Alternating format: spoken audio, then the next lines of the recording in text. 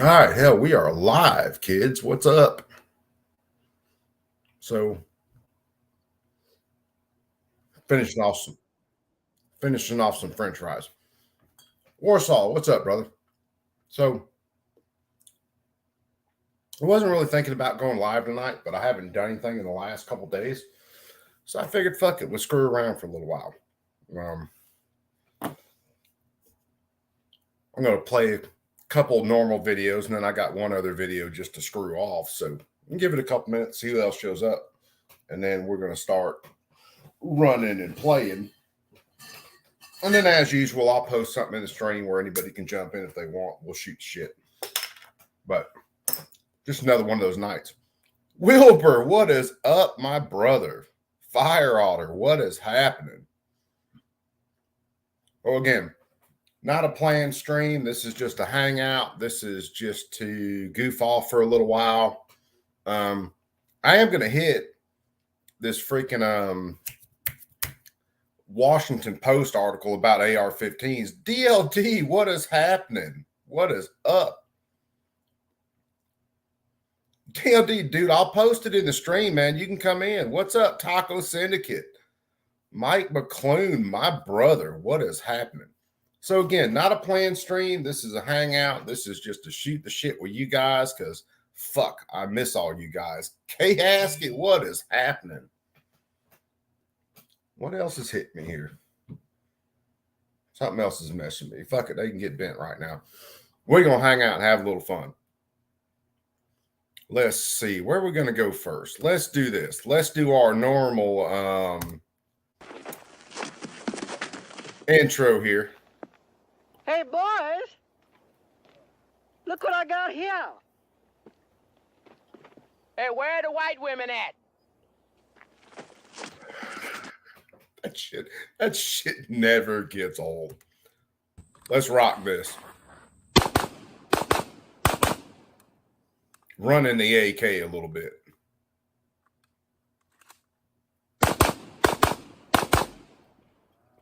That still wasn't bad, man. That's 2 shots on each target, a reload, 2 shots on each target in less than 10 seconds. It's the El Presidente drill. Wasn't horrible. I fucked that reload up a little bit, though. Let's do this. Just to say hi.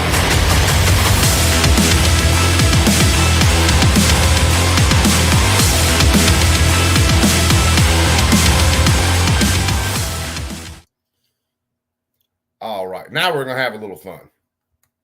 Who's in the box? It's in the box. What's in the fucking box?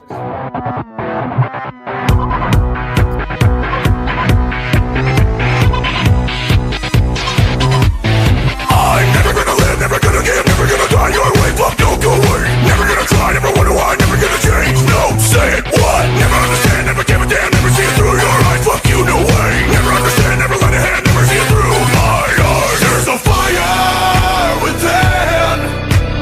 Hate to admit it, but I always knew violence and sin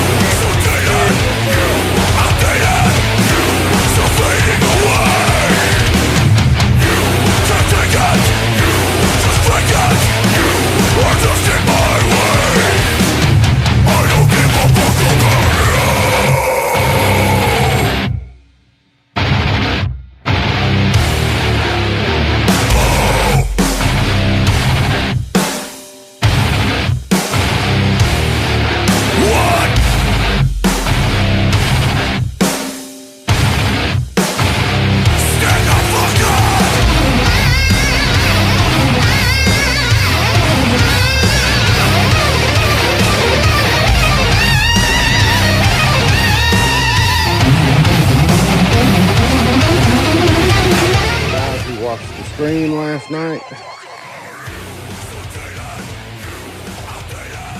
This is the gator. So, preliminary measurement, about 10.5 foot.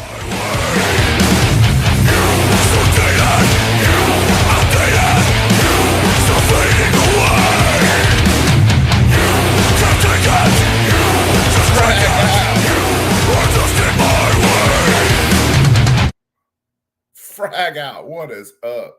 Anthony Smith, what's happening, brother? You guys are freaking awesome, man. Let me try to unfuck myself real fast and let's see what we're doing. So, when was it? Yesterday, sometime. It was right around the damn show that Dark did with Who Moved My Freedom with fuck me running, man. I'm having the biggest goddamn brain fart in my life. But the Who Moved My Freedom podcast, Safety Harbor. Why can I not remember homeboy's name? Dark, you need to slap the shit out of me. Hank Strange, yeah. Fuck me running, man. With Hank Strange and everybody, Dark was on there, and I gotta still go back and watch all that. But they mentioned something about a Washington Post article about the AR-15. And after the last couple shootings, that was kind of sticking in my fucking craw about shit. So we're gonna look at that, and we're gonna kind of go through the Washington Post article. But I'll tell you what, let me do this.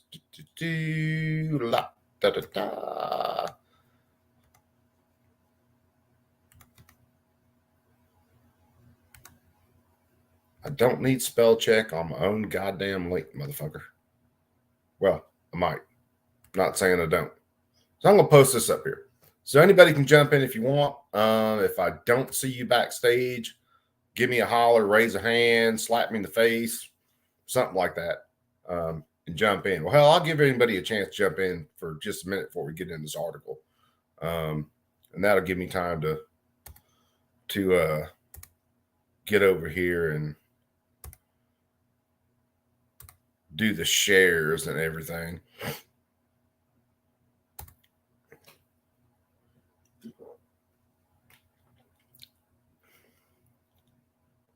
Court, what's up, brother? You snuck in. What is happening, homeboy? My brother. So like I said, tonight wasn't a planned thing. Tonight's kind of a freaking hell, I miss all you guys, and I haven't done anything in the last shit, man. I've missed more streams lately than I have in a while. I was lucky I caught 2A EDU stream the other night. What's up, Warsaw? Yeah, what up? Shit, ain't nothing but the rent, homeboy. You know how that rolls. Dude, I got something to share with you since we're talking on the AR-15. What you got, man? I came across this most stupidest video you could think of, dude. Shit, run a link and we'll run it. No, I literally want to just yell and shit, but I mean, I'd rather just share with you and you share my frustration on the matter. Yeah, man, run it. Like I said. There it is. This guy's YouTube channel, I mean, I am disliking the living shit out of this guy. You're disliking the shit out of him. Well, this guy, dude, no, a lot of the stuff he has is so debunkable, dude. It's like, all right, use a shotgun with a smooth bore and stuff, and I'm like, dude, it doesn't matter. It's a firearm. Let's see. I mean, like, he thinks what was the other one I was watching? He had like a revolver with shotgun blast, and he says that's safer than a revolver. Yeah. This guy, Rational Preps. Yeah, let's watch homeboy. Let's see what he's got. Let's have a little fun with it, because goddamn, man, we need some relief after all this shit going on these days. I'm watching damn Alabama, which I'm trying to pay attention to a lot of people that are doing a bunch of just retarded gun control shit. And fucking Alabama's sneaking in there, and there's a bunch of dumbasses trying to do shit. Dude, it's all across our union, dude. They're trying to do it everywhere. is. Even Kentucky is trying to push something.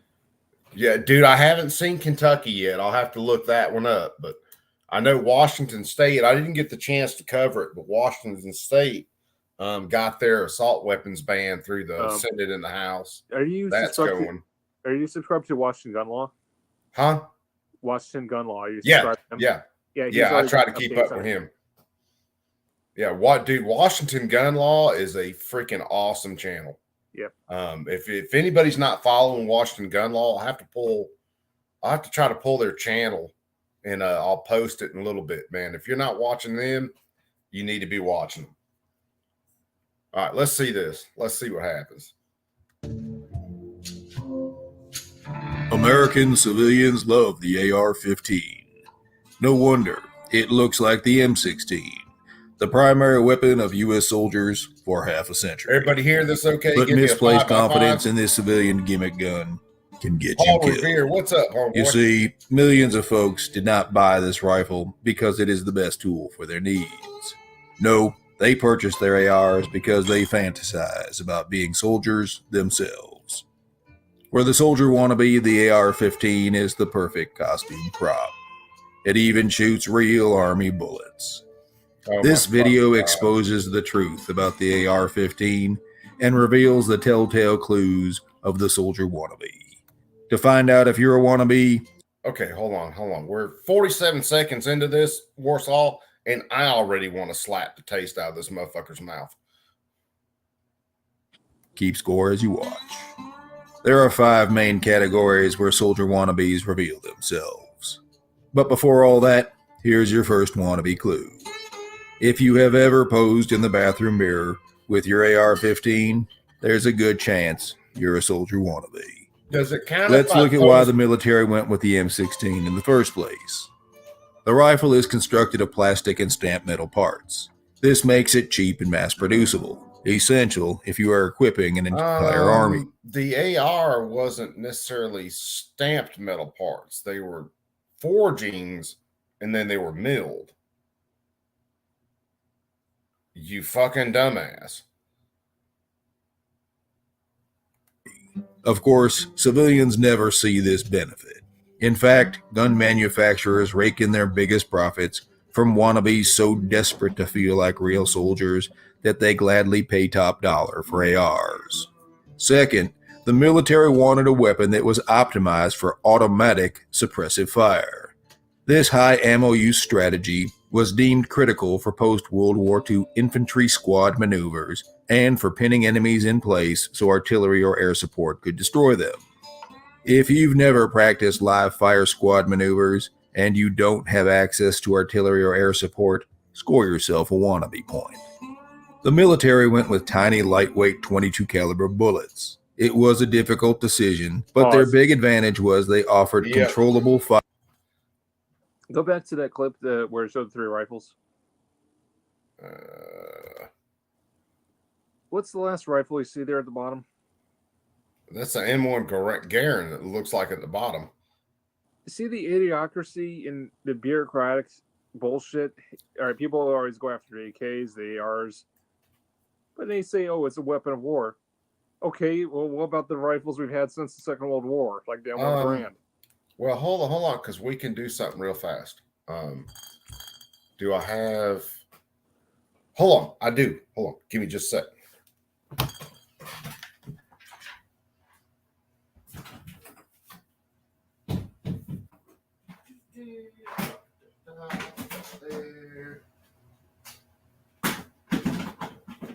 It's here.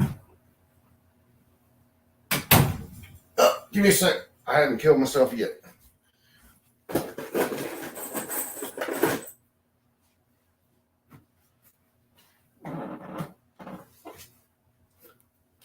Okay. So,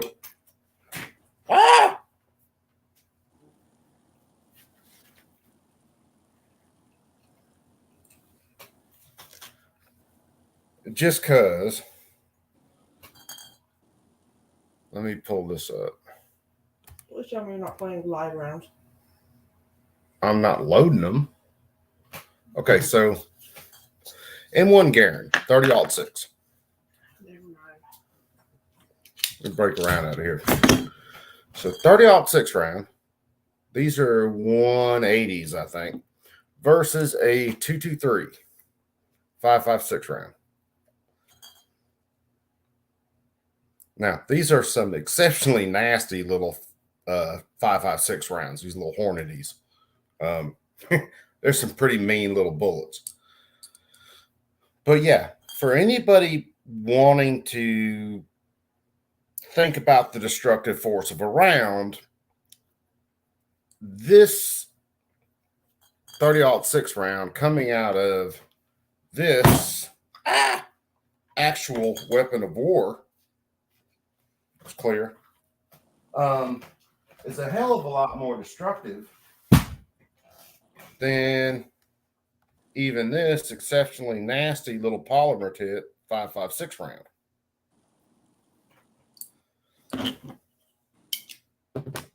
And the reason the military went with 5.56 versus 30-aught or 308 is because they can carry more 5.56 than they can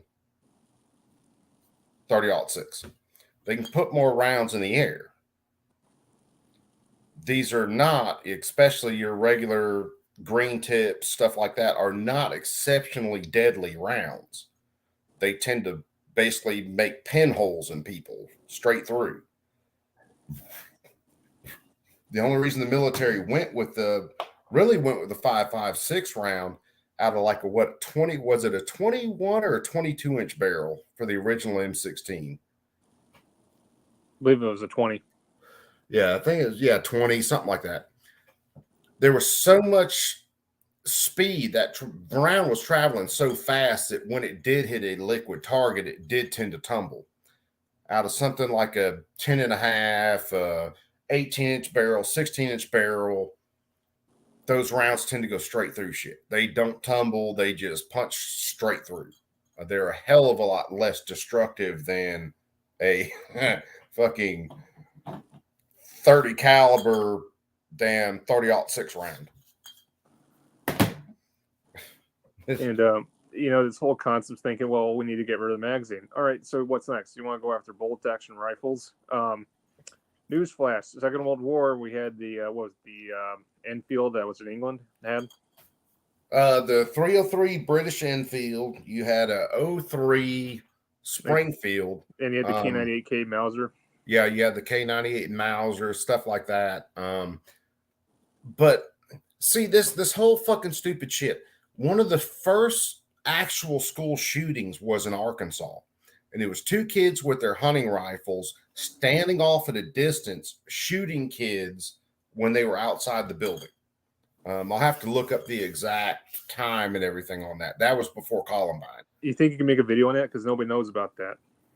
Yeah, that's simple enough. But that was one of the original, school shootings. And these kids were, I have to look them up, 14, 15, somewhere around there. But the first time in this era that someone stands off with like a 30-06 bolt and starts racking people, well, then they're going to call everything that's basically a hunting rifle a sniper rifle. And then it's going to be, oh, we can't have them because. Well, look what happened in Canada. They banned up everything. Yeah. I mean, it's fucking insane. So let's play some more of this dipshit. Fuck me running. Stupid is a terminal disease in the United States. Bullets. It was a difficult decision, but their big advantage was they offered controllable fire in automatic mode. Since the auto fire capability has been completely neutered on the semi-automatic AR-15, civilians never see this controllability benefit. If you've never fired a rifle in true automatic mode, score yourself a wannabe point. Here's something for this dipshit. Most of the time, and I know many of people that have been in serious combat, even though I haven't. I've never been in combat. I know many people that have. And most of the time when they're using their M4s, their M16s, they're using them on semi-auto because semi-auto is controllable fire where they can strike pinpoint targets. Auto fire is only for suppressing. It's not for every time use. That's burning rounds you don't need to burn. That's why the military went to a 3-round burst after the original release of the M16. Automatic suppressive fire burns through ammunition. And that's another reason why the military demanded the whole weapon system be lightweight. It allowed foot soldiers to carry more rounds over long distances. Now, if you've never carried your AR in a full combat load 9 miles in one day, score another wannabe point. These choices meant they had to sacrifice long-range lethality to get that short-range automatic suppressive fire. Oh, yeah. Hold on. Let's back this. Go back to that. Just a second. Hold on. Let me get to the right. There it is. You know what was more lethal than all these numbers combined back in that time period? Huh? Or, as I said before, we're going to go back to the M1 Garand. The Korean War and the World War II, they used these weapons of war, and they were more devastating than what we're seeing today. Yeah, it came down to it. Really came down to one. There was a general. I'll have to look him up. General Patton? No, it was because see, when the AR platform first came out, and I'll show another article on that if I can find it real quick. When the AR first came out, it was marketed to civilians. It was hey, this is your space age rifle. You know, this is what you want: semi-automatic, you know, bigger or faster pickup shots, all that shit. It was marketed to civilians. Yeah. Okay. Then Stoner came into the program and he started kind of refining the AR system. And then this general got a hard on for it because it was this space age rifle to him.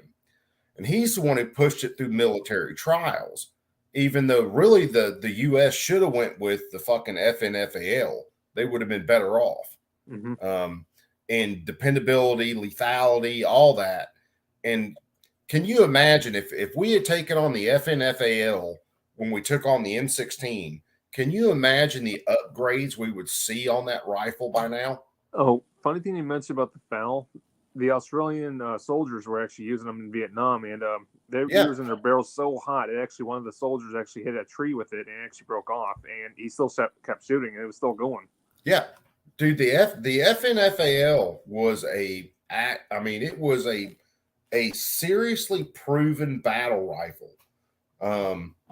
And the argument to go with a 5.56 round at the time, especially in Vietnam with the foliage and everything else, was fucking idiotic.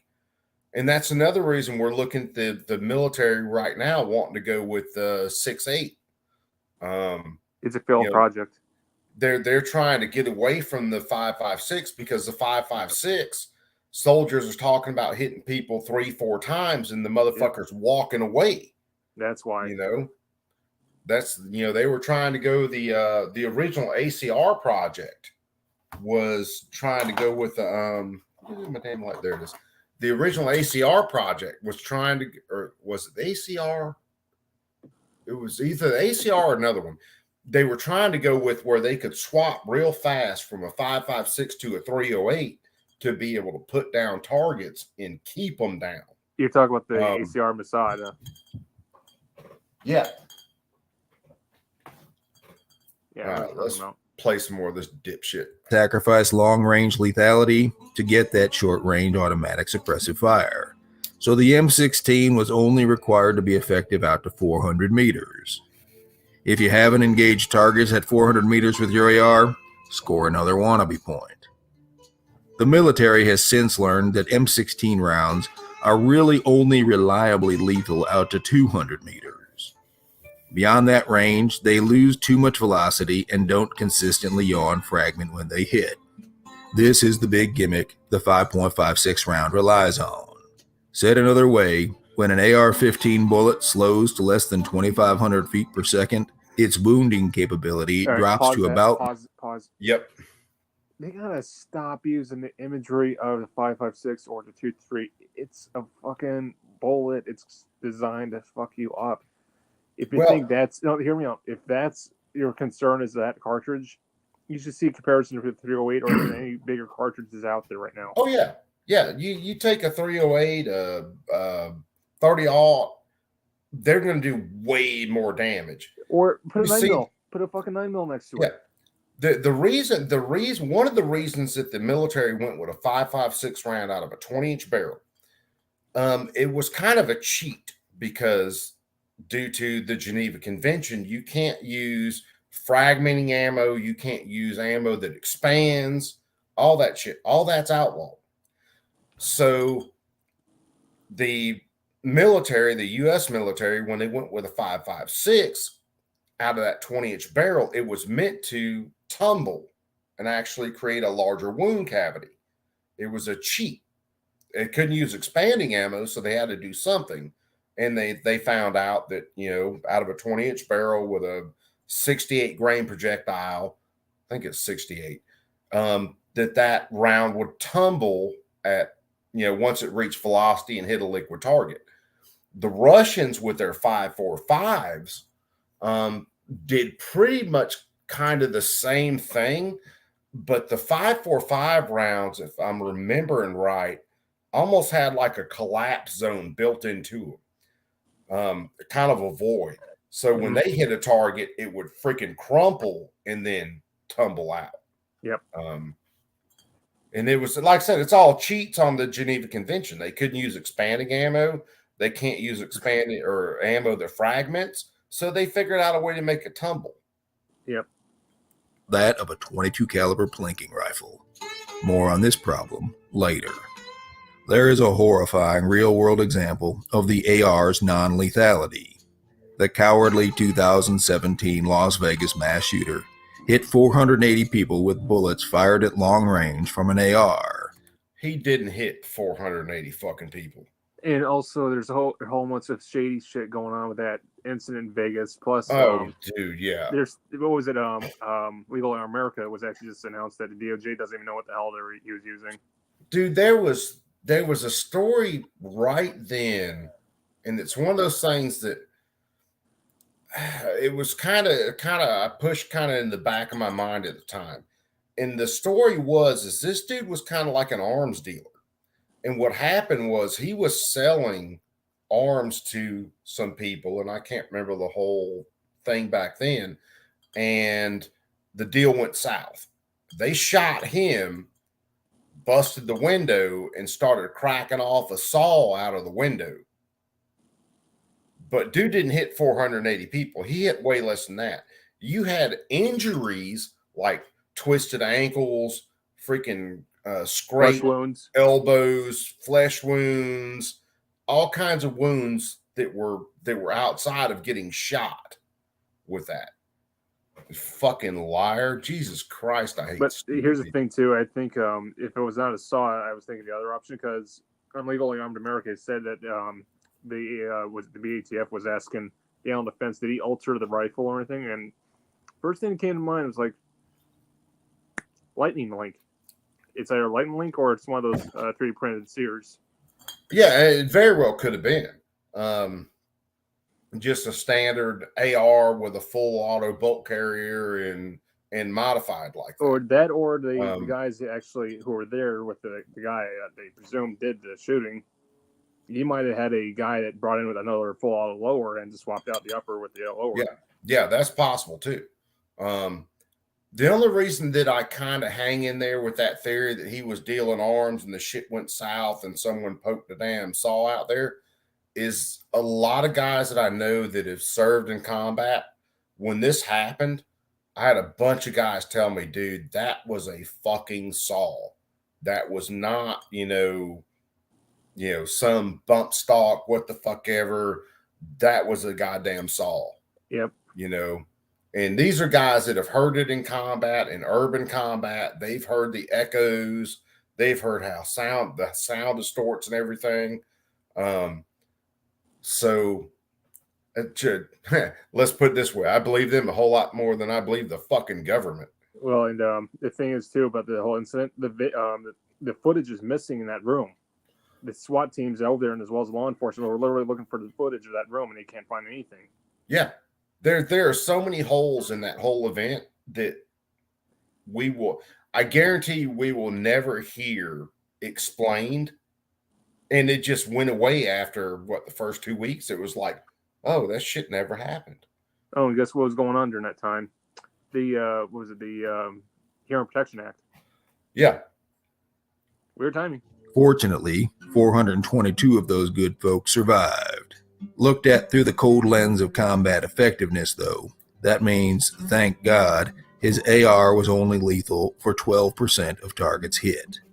Would you trust a safety rope that failed 88% of the time? Maybe you've convinced yourself that the AR is a great hunting rifle. If so, score yourself a wannabe point. Nobody that hunts anything like deer, hogs, anything like that thinks a 5.56 is good for hunting. Now, you can have that platform in damn 350 Legend and all other calibers, and it's great for hunting. Coop, also, I want to point out a 5.56 barrel is capable enough to convert it into a 223. You can shoot a 22 out of the bore. Oh yeah, that's why you got the the 22 conversion kits and all that. And people don't know that it's literally capable of shooting a varmint round out of it. It really is. And I've seen a lot of people that love 5.56 or 223 for things like coyote hunting. That's their go-to, and it makes a great rifle for shit like that. But if I'm hunting anything bigger than a coyote, then I'm going to have it chambered in something else. 308, fucking 350 Legend. I'm going to have it chambered in a decently heavy hitter. Definitely. Before the recent AR-15 fanboy craze, its cartridges were always correctly considered to be varmint rounds. If you've got a real varmint problem, okay, you can subtract one wannabe point. But only if you paid less than $500 for your AR. Still, clever marketers are now trying to sell magical deer hunting cartridges for AR-15s. Take a look at their fine print, though. You'll see these miracle rounds shouldn't be used past 100 yards. At least the marketers are not yet brazen enough to claim AR rounds can take down elk, bear, and moose. If you've convinced yourself that an AR-15... Yep. What you got? Go back to the animals. I said no. Okay. First off, if out in the middle of Alaska or some urban area with those last two animals there, a bear or even a moose, I probably am taking an AR because the last thing I want is getting mauled my ass by one of those two. Well, yeah, but I'm going to take it chambered again, something like 308, 350 Legend. Exactly. But no, the point is, if it was the last choice to pick off, like say if I'm just walking my own business and a bear comes after my ass, I'm taking the rifle off. Oh yeah, dude, it's going to be semi-automatic all the way. I mean, now if I'm out there hunting bear specifically, I'm going to use a bolt. That's going to be my go-to, or a moose or a fucking elk. I'm going to have a bolt gun. But if I'm walking out there and I'm chilling out and doing my thing, yeah, I'm going to have a semi-auto, baby. I'm going to rock that damn bear with everything I got. He's going to have to go through like a burglar. He's going to have to wade through a pile of goddamn brass to get to my ass. Hope he ain't got sensitive feet because he's going to burn them bitches up. You have your right to defend your life, man. Your will to live. Mm-hmm. That bear, if he comes towards you, you have every right to have a rifle soldered on your back. Yeah. Moose. If you've convinced yourself that an AR-15 is a great home defense gun, rack up another point. The home defense scenario calls into play none of the AR-15 strengths. Its lightweight is meaningless if the farthest you have to carry it is a couple of yards down the hall. Its 30-round magazine is ridiculous. Hold on, homeboy. You're one of those idiots that thinks that criminals work alone. The fact is, they tend to work in groups. And you didn't even think about sight radius. because the sight radius on my freaking, Glock 17 that I love so much is nowhere near the sight radius on that 10.5 AR that I've got. Considering the average number of rounds fired in successful civilian self-defense incidents is Ooh, this is another one that pisses me off. Oh, it pisses me off. You can go online right now and find multiple police engagements where they dump every fucking round in their magazine, reload, and dump another magazine at somebody. This is why they try to separate this out. Oh, civilian. They don't go for self-defense total. Fuck nuts. 2, and the most common number of shots fired is 1. Its 200-meter effective range becomes a joke when you remember civilian self-defense shooting incidents almost universally occur at 4 to 12 feet. Pause. By the way, shooting someone... Yep. First off, in a self-defense scenario, who the fuck are you to determine that if I'm getting attacked at that range level? Dude, this like one of the incidences where it was a pregnant woman and her husband got jumped by like 3 guys. Now, whether they were involved in some bad shit, I don't care. The fact was her husband got jumped by like 3 guys. She pulled the AR. She went to work. Ended up, I think she might have killed one, wounded the other 2. But she needed that extra sight radius. She needed that lightweight. She needed the maneuverability. Fuck this dude, because he doesn't know jack shit. One at 200 meters is not self-defense. That's murder. And according to the military, there's more bad news for the AR at short ranges. 85% of 5.56 bullets don't do their yaw and fragment gimmick until traveling almost 5 inches through the target's body. In the field, this means they can pass right through enemies without mortally wounding them, even when the bullet is flying at full speed. Army reports are littered with stories of our own soldiers easily surviving close-range friendly fire hits from 5.56 bullets. It takes a wannabe to trust a gimmick gun for his home defense. If you've convinced yourself... Okay, this dude went full FUD with that. Hold on, let's back up. Where's he at? Hold on, I'll have to back it up. He went full FUD with the pump action damn shotgun, which a pump action shotgun is a hell of a good choice for home defense. I won't say anything about that. That's a great gun. If you've convinced yourself that the AR-15 is a great... If you've convinced yourself our own soldiers easily surviving close-range friendly fire hits from 5.56 bullets, it takes a wannabe. This is where he went full FUD. He went right to the end of the goddamn ladder and jumped straight the fuck off. Now, can I point out something about this? Yeah. Shotguns are a good weapon. We can't argue that. Here's the problem. It's also a complete shitstorm, especially when you're in a situation. If that shotgun is not loaded and I'm just grabbing up multiple different rounds and I don't know what the fuck I'm using, like say buckshot, slugs. All right, my wife is in a hostage situation where the guy's got her behind her back and I have to make a shot. I am not using that weapon. I'm using an AR because I'm not using buckshot or anything in the house that's going to hurt my wife. Yeah.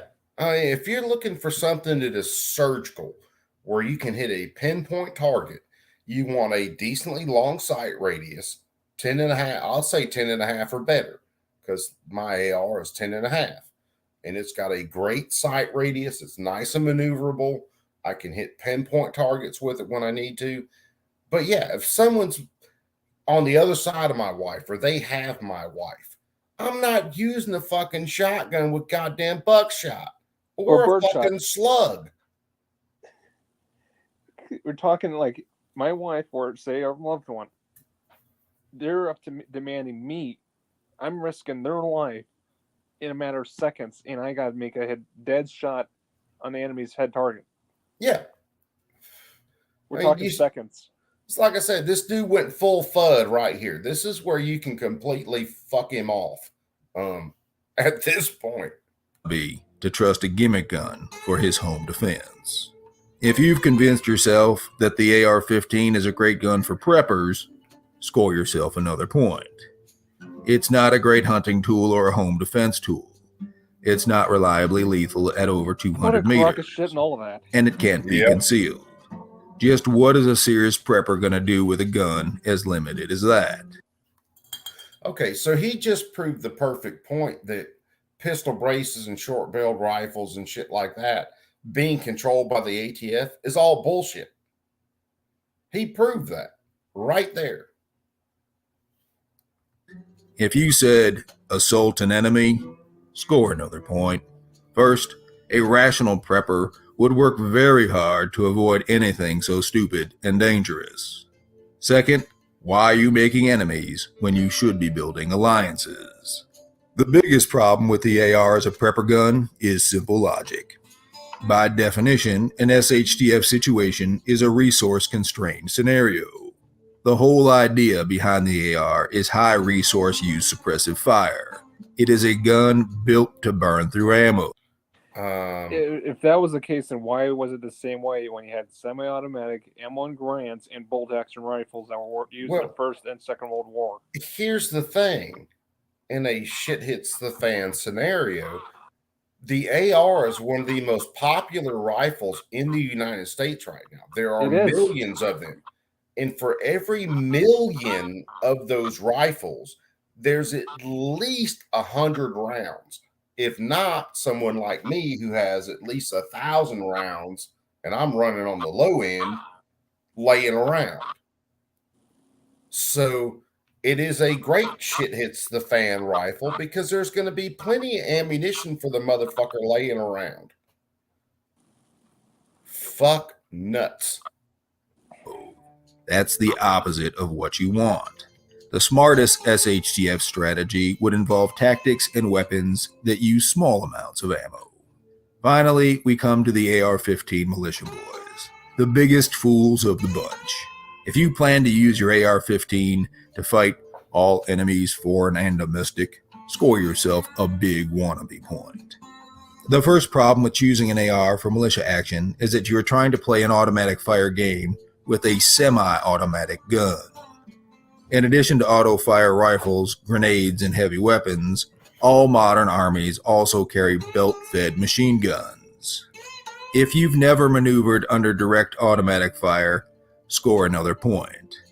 I know not many civilians get a chance to do this, so here's a quick alternative test. If you've ever lost your shit when a bee comes near, there is no way you will keep it together under suppressive machine gun fire. But the number one reason why only a wannabe would choose an AR-15 as a militia weapon is level 4 body armor. It is specifically designed to stop 5.56 rounds, and it is standard issue for all modern armies. It takes a profoundly ignorant fool. Level 4A is meant to stop a fuckload more than a 5.56 round. And hey, here, since he's mentioning the whole fucking Chinese and Russian army, dude, have you seen the equipment the Russian military is using right now? It's shit. It's just this dude right here deserves to really be punched dead in the face multiple times until he gets the fucking point. When you have someone like the Taliban, and there's a fucking video I watched earlier, and they were like, yeah, you know, they stood up against the United States Army wearing flip-flops and carrying AK-47s. That's been the point. The guerrilla warfare is a thing, kids, in case you don't understand. Our military is really designed around a stand-up fight against another military. You know, we bring tanks, they bring tanks, we bring planes, they bring planes, we kick their ass, and we roll on in. Our military has every fucking time, because our leaders are dumbasses, had to figure out guerrilla warfare. even though that's been a thing since the dawn of fucking time. I mean, in the Revolutionary War, where we were fighting the British, one of the reasons we won was guerrilla warfare. You know, we didn't all the time meet them where they got 47 guys standing in a straight line and we got 47 guys standing in a straight line and we shoot at them and they shoot at us. Hell no. We had guys posted up in swamps, and when their columns came through, we dusted the shit out of them and then went about our business. The Coop, I think Dark wants to get on here. Oop, hold on, let me grab him. Dark! Homeboy, what's up? But here's the thing too, Coop. Since we're talking to the Taliban, it's been what 20 years since we've been out in the Middle East, since Iraqi freedom and all that. 20 years since we started. Well, a little over 20 years since we started right after 9/11. The point is, the first people that went out there were the Army Rangers right after 9/11. These guys, the Mujahideen, they don't give a flying fuck what they're using, dude. They don't even care if they have body plates and shit, dude. Dude, death is a gift to them. Literally. Yeah. Dude, the thing is, too, most of those guys, they fucking fucked up their hearing since the get-go. They can't hear shit. Well, Yeah, look, my you- bad. you I look at- was muted when I came in. I just want to let you know that I think Joe Morris may be backstage too. I'm not sure. Oh, yeah. Let me grab Joe. Joe! You big, sexy motherfucker. What's up, Joe? Going, Coop. Thanks for having me. Yeah, No, dude.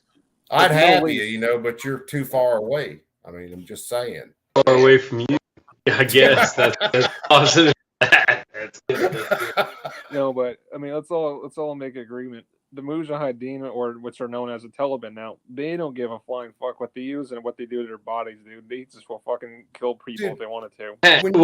What do you think freaking what do you think freaking like F-15s are going for in Afghanistan now? That's crazy.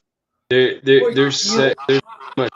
You look at our military, which is always pretty much since mid World War I has always been the best military out there. Now we forgot our shit when we got involved in World War II. It took us a little while to get back there, and then we got to be one of the best military powers. But when you're looking at guerrilla warfare, it doesn't matter whether you have tanks or planes. It doesn't matter whether you have F-16s or F-18 Hornets. None of that shit matters. That's what you'll get into in a ground game in America. If it's like a foreign invasion on a small force, like you know, border surge, that kind of stuff, because that kind of stuff's happening. I mean, you see people, like I see people even in local news getting arrested for like killing somebody or trying to rob them. They're not U.S. citizens. I mean, you see the guys. The guys have like bowl cut haircuts, like right around here. I mean, they're not U.S. citizens. No, They're trained in. No, well, and this is in West Virginia too, Coop. So, yeah, I'm not so insulated. You know, I'm insulated to a point, but not so much. Yeah, it's all over the United States these days. Yeah. Pennsylvania, Maryland, D.C., Virginia. Yeah. It doesn't matter where. It doesn't matter where you're at.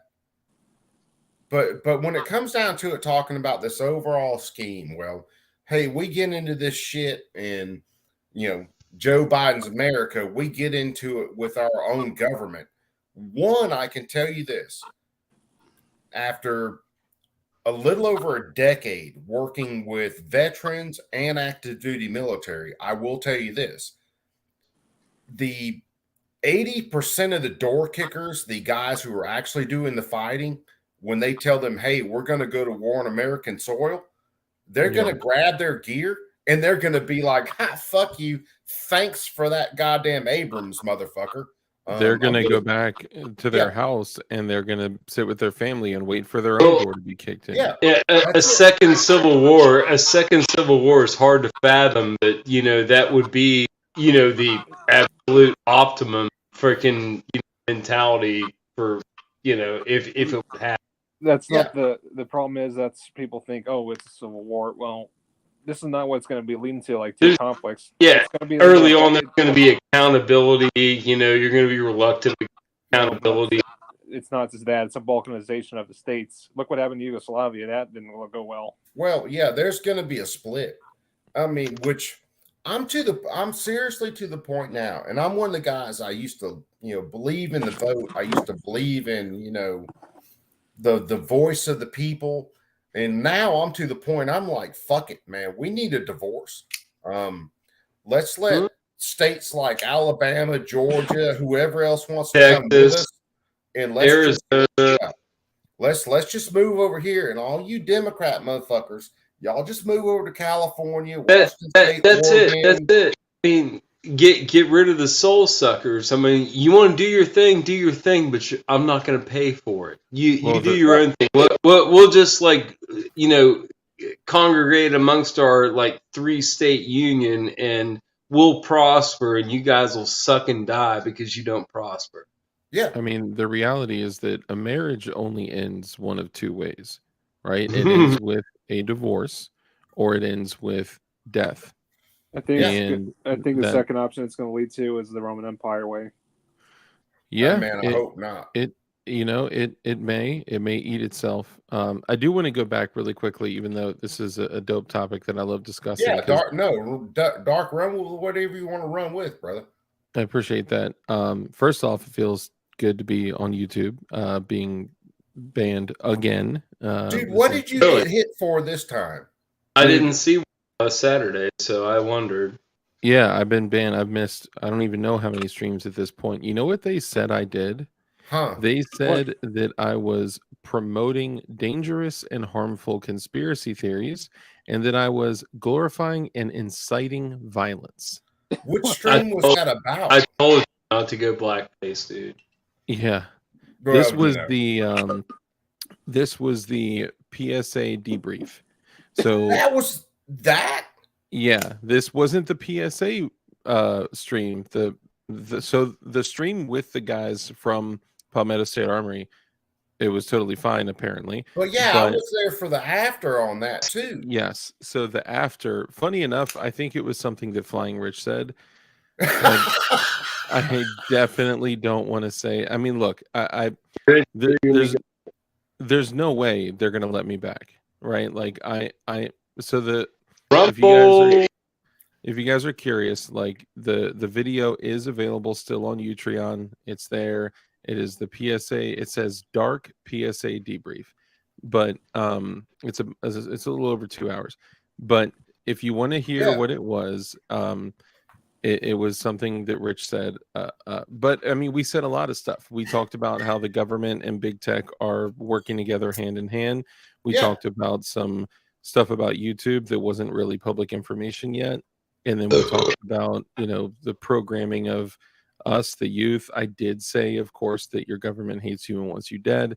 Yeah. And, just the stuff I usually say. So, but I have actively spoken out against violence. I say that they want us to be violent and to not be violent, they're inside. Yeah, it's crazy. But that's the thing, because all of us have talked about it. You don't be the one who initiates violence. Be ready to defend yourself. Mm-hmm. Be skilled in what you're doing. Don't be the one that initiates anything.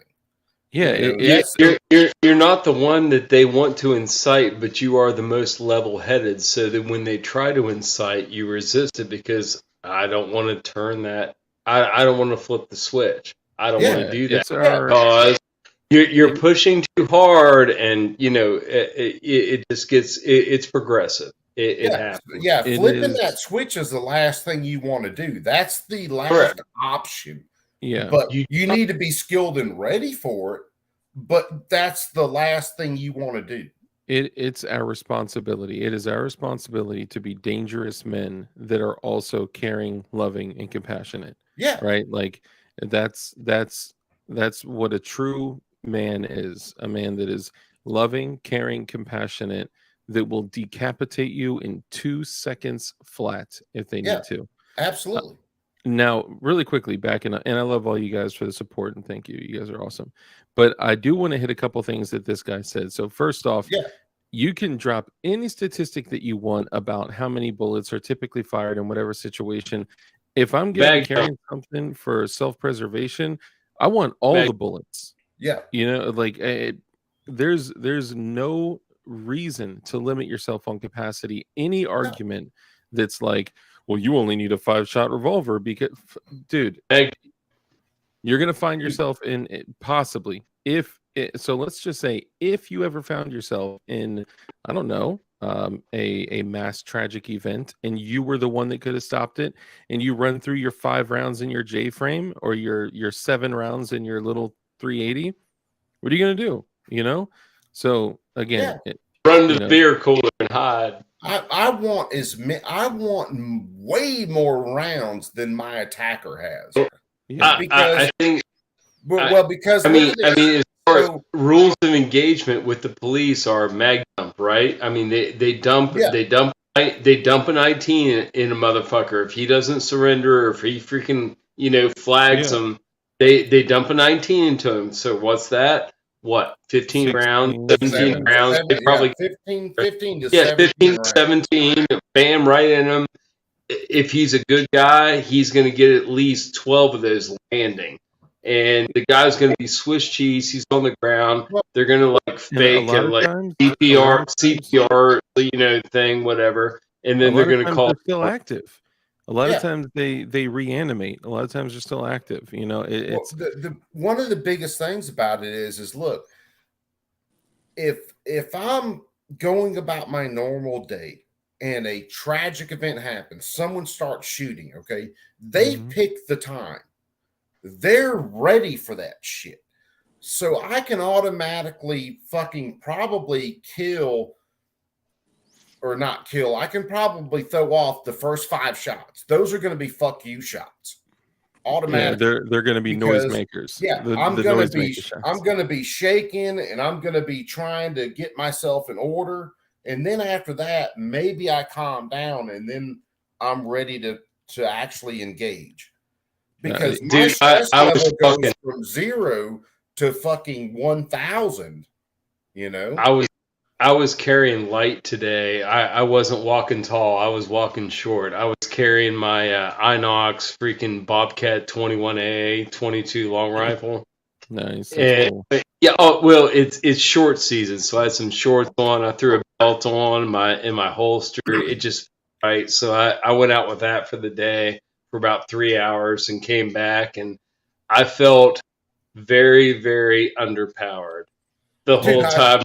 The whole time I was out, I'm like, and honestly, now at this point, with the whole transgender, weekend of violence that may have happened and, staggered formation, I spotted blue hairs, pink hairs, freaking, weirdos around. And I'm like, okay, is this a Walmart employee that means me harm, or is this a Walmart employee that's just going about his day, PG days? And I'm like, it's a red flag now. It's an easy red flag, which is nice.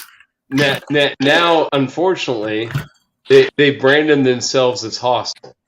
So once you branded yourself hostile, then I guess then every time you see one, you have to. What a difference 1 millimeter. If you're being situationally aware, right? It's always this thing like that's my thought process, and I'm not being mean, and I can't be, but I'm not right now. It always comes down to the same equation. So we don't want a violent encounter. That's the last thing we want. Thing I want to do. Nope. Last thing. But someone attacking is going to choose the time, the place, and the manner of the violent attack, and we have to react to it. Yeah, and it's funny thing you mentioned that, Coop. What was the old quote saying from Colt? Oh, it was what was it? God made man, and Sam Colt made him equal. I think was about the quote. Yeah. Yep. But also want to point out, people think, all right, well, you only need 6 rounds. All right, here's a hindsight or vice versa situation. So if you want the cops and law enforcement to have more than you, man against the masses. What's up, brother? Look at the 19. Another really timeless quote I love was from Clint Smith, and that was "Shoot him in the Shoot 'em dick." in the dick. Yeah, Yeah. but anyway, Goddamn right. If you take out their sacrum, the sticks fall off the Humpty Dumpty egg Hey, and man. crumble to the ground. You break that pelvic girdle, they're going to the ground. Yep. To the ground, and they're a liability. Now their homeboys are thinking you're going to try to finish them off, and they're trying to clean them up, and you can finish them off. But now, I mean, finish off. it's a horrible tactic, but it's a tactic. Yeah, fuck it, man. That ain't horrible. Here's a Fuck vice it. versa scenario. It is. They're going to do the same thing to you. Yeah. But the vice versa scenario here. So you did the same thing as a civilian, right? You only need 6 rounds, all right? Well, go back in the 1920s. Law enforcement had revolvers, and they were getting outgunned by Thompsons. And guess what they had to do? They had to order a shit ton of Thompsons to counteract the gangs they were going against. I rolled with like eight rounds of 40 grain long rifle today. That was my defense. They also got BARs. They got BARs, M1 Ithaca Garands. Slam Fire. Yep, M1 Garands, M1 carbines.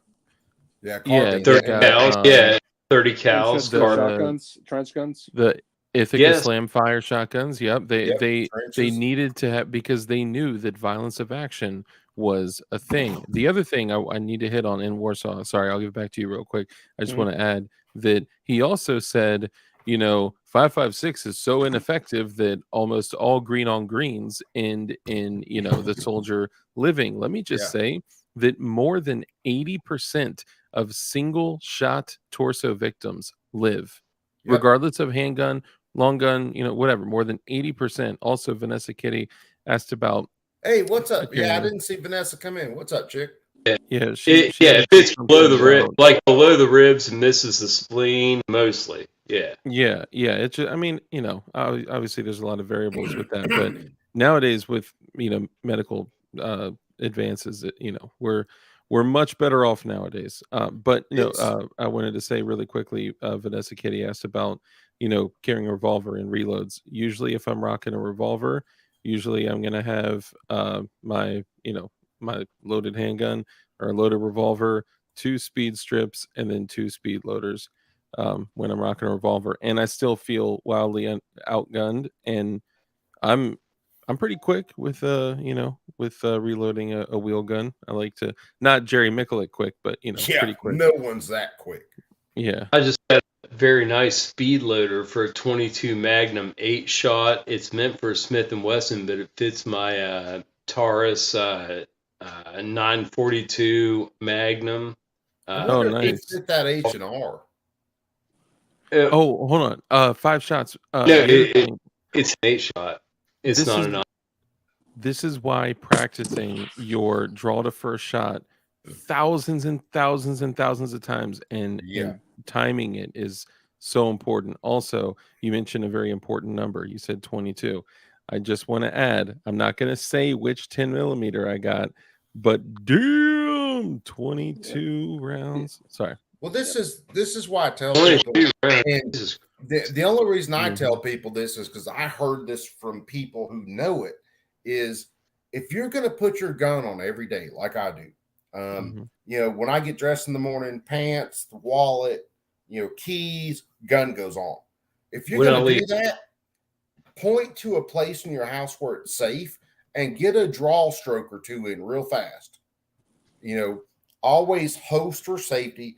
Carry Trainer is good about saying that. Look, draw fast, but don't rush to get back in your holster. Take all day to get back in your holster. When I put mine on, dude, I did the same thing. I did the same thing today. When I put mine on, I haven't wore that gun for probably 3 or 4 years, and I wore it today, and I practiced. I practiced, and I adjusted. I moved it like 3 or 4 different places before I found. Hang on, sorry. I took it. I interrupted Warsaw, and I apologize. I took it from him. So go ahead, Warsaw. No, you didn't interrupt me. Oh, I thought I sorry. I thought I spoke in front of you. Yeah, but I got it seated. I got it seated. It was a nice carry, man. But I did feel underpowered with 8 shots of 22, 40 grain. Well, eight shots of 22. Okay, so most of your Bobcat 21A. most of your encounters are going to happen at about arm's length. So 8 shots of 22. If someone gets on me and I put that in their belly or in their sternum and I rock 8 rounds into them, I guarantee you they are going to get the fuck off me. Oh yeah, but I mean, I would totally play like I'm unarmed until I have to execute. With that. Even so, with a 9mm, I would play like a sheep until I fucking roar. And that's what you do. You catch them off guard, and then when they turn away, you say, "Freeze, motherfucker! Don't fucking move." And if they fucking if they swing, then you've got a whole fucking side torso target area. It's up and down, not left and right. Here's a very true, and this is 100% true. When I started carrying all the time, I was carrying small on my back. I was carrying a full size 1911. Okay, me too. I love that gun. I was in Walmart. I was in Walmart one time, and I was leaned over the cart, and a guy who knows me from one of the supply stores would tap me on the back and went, "What's up, Coop? I see what you got." And I was like, "Okay, well, I'll move it to my side. I'll move it, strong side." And I was in a damn convenience store. It was right here at the end of one of the main roads that I take all the time to run back out to my place if I'm running back into town. Or running back out to my place from town, right where, if people know Columbus, it's right where Victory Drive meets Veterans Park, or Veterans Parkway meets Victory Drive. People will know the area. And I had 2 young black dudes standing behind me, and they started talking shit. And it was, this dude the other night, and we saw he had a gun, and we, rocked him and took his shit.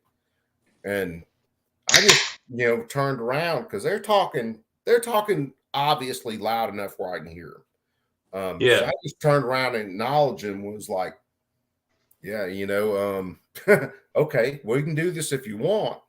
And went and got my stuff and went out. And that's when I started moving around, and I got the 19 that I built, this Joker, and started carrying appendix. Got a holster that I liked. And it took me about 2 weeks to really get used to it. And I started carrying appendix. And the reason I started carrying that is it's more defendable and it's more accessible.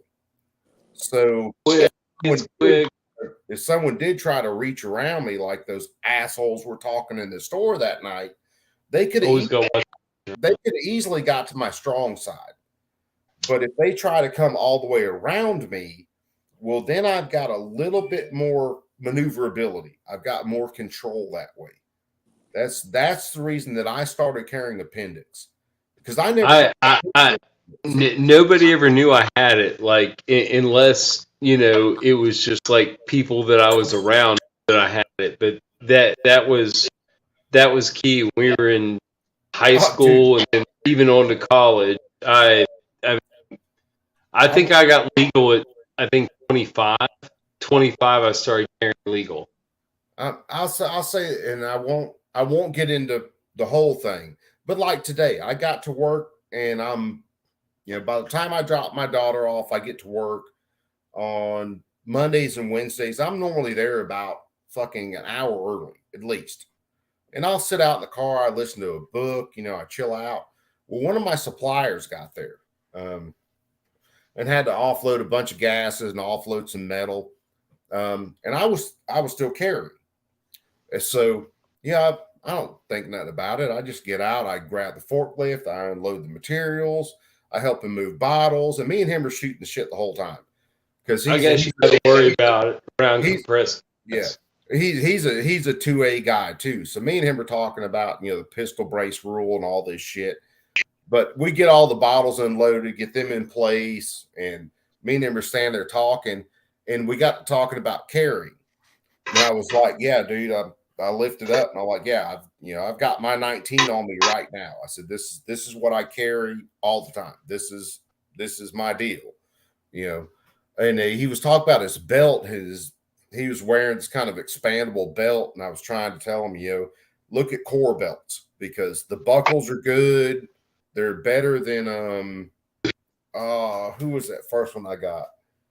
I can't remember. I like a stiff belt if you're gonna tie it into your waistline. Well, I like stiff. Is it the next belt? Yeah, the next belt. That's what it was. Did yours come loose? Yeah. Okay, yeah. That's what I was thinking. Because you got 3 screws that lock that belt in. Yeah. And hell, when I met P38 Wilbur up in Atlanta that night, we got something to eat. When I went out to go to the car, and me and him were talking, and I went to move, my fucking belt came unloose. The damn belt slid out of the buckle.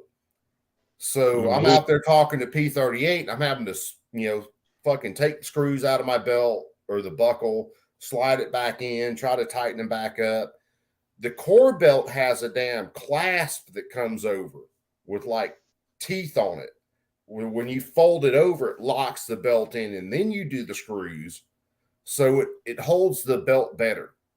And I wore my next belt fucking like the one part of the video I played tonight where me and my wife were alligator hunting. I wore my next belt then.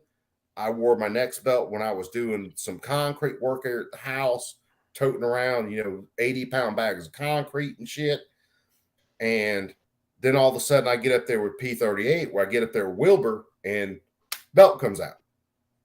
Yeah. Now I've done the same thing with my core belt, and I haven't had an issue because the way that clasp comes over and holds the belt along with the screws. And that's G2. I can thank G23 for that because G23 is the one who recommended the damn core belt.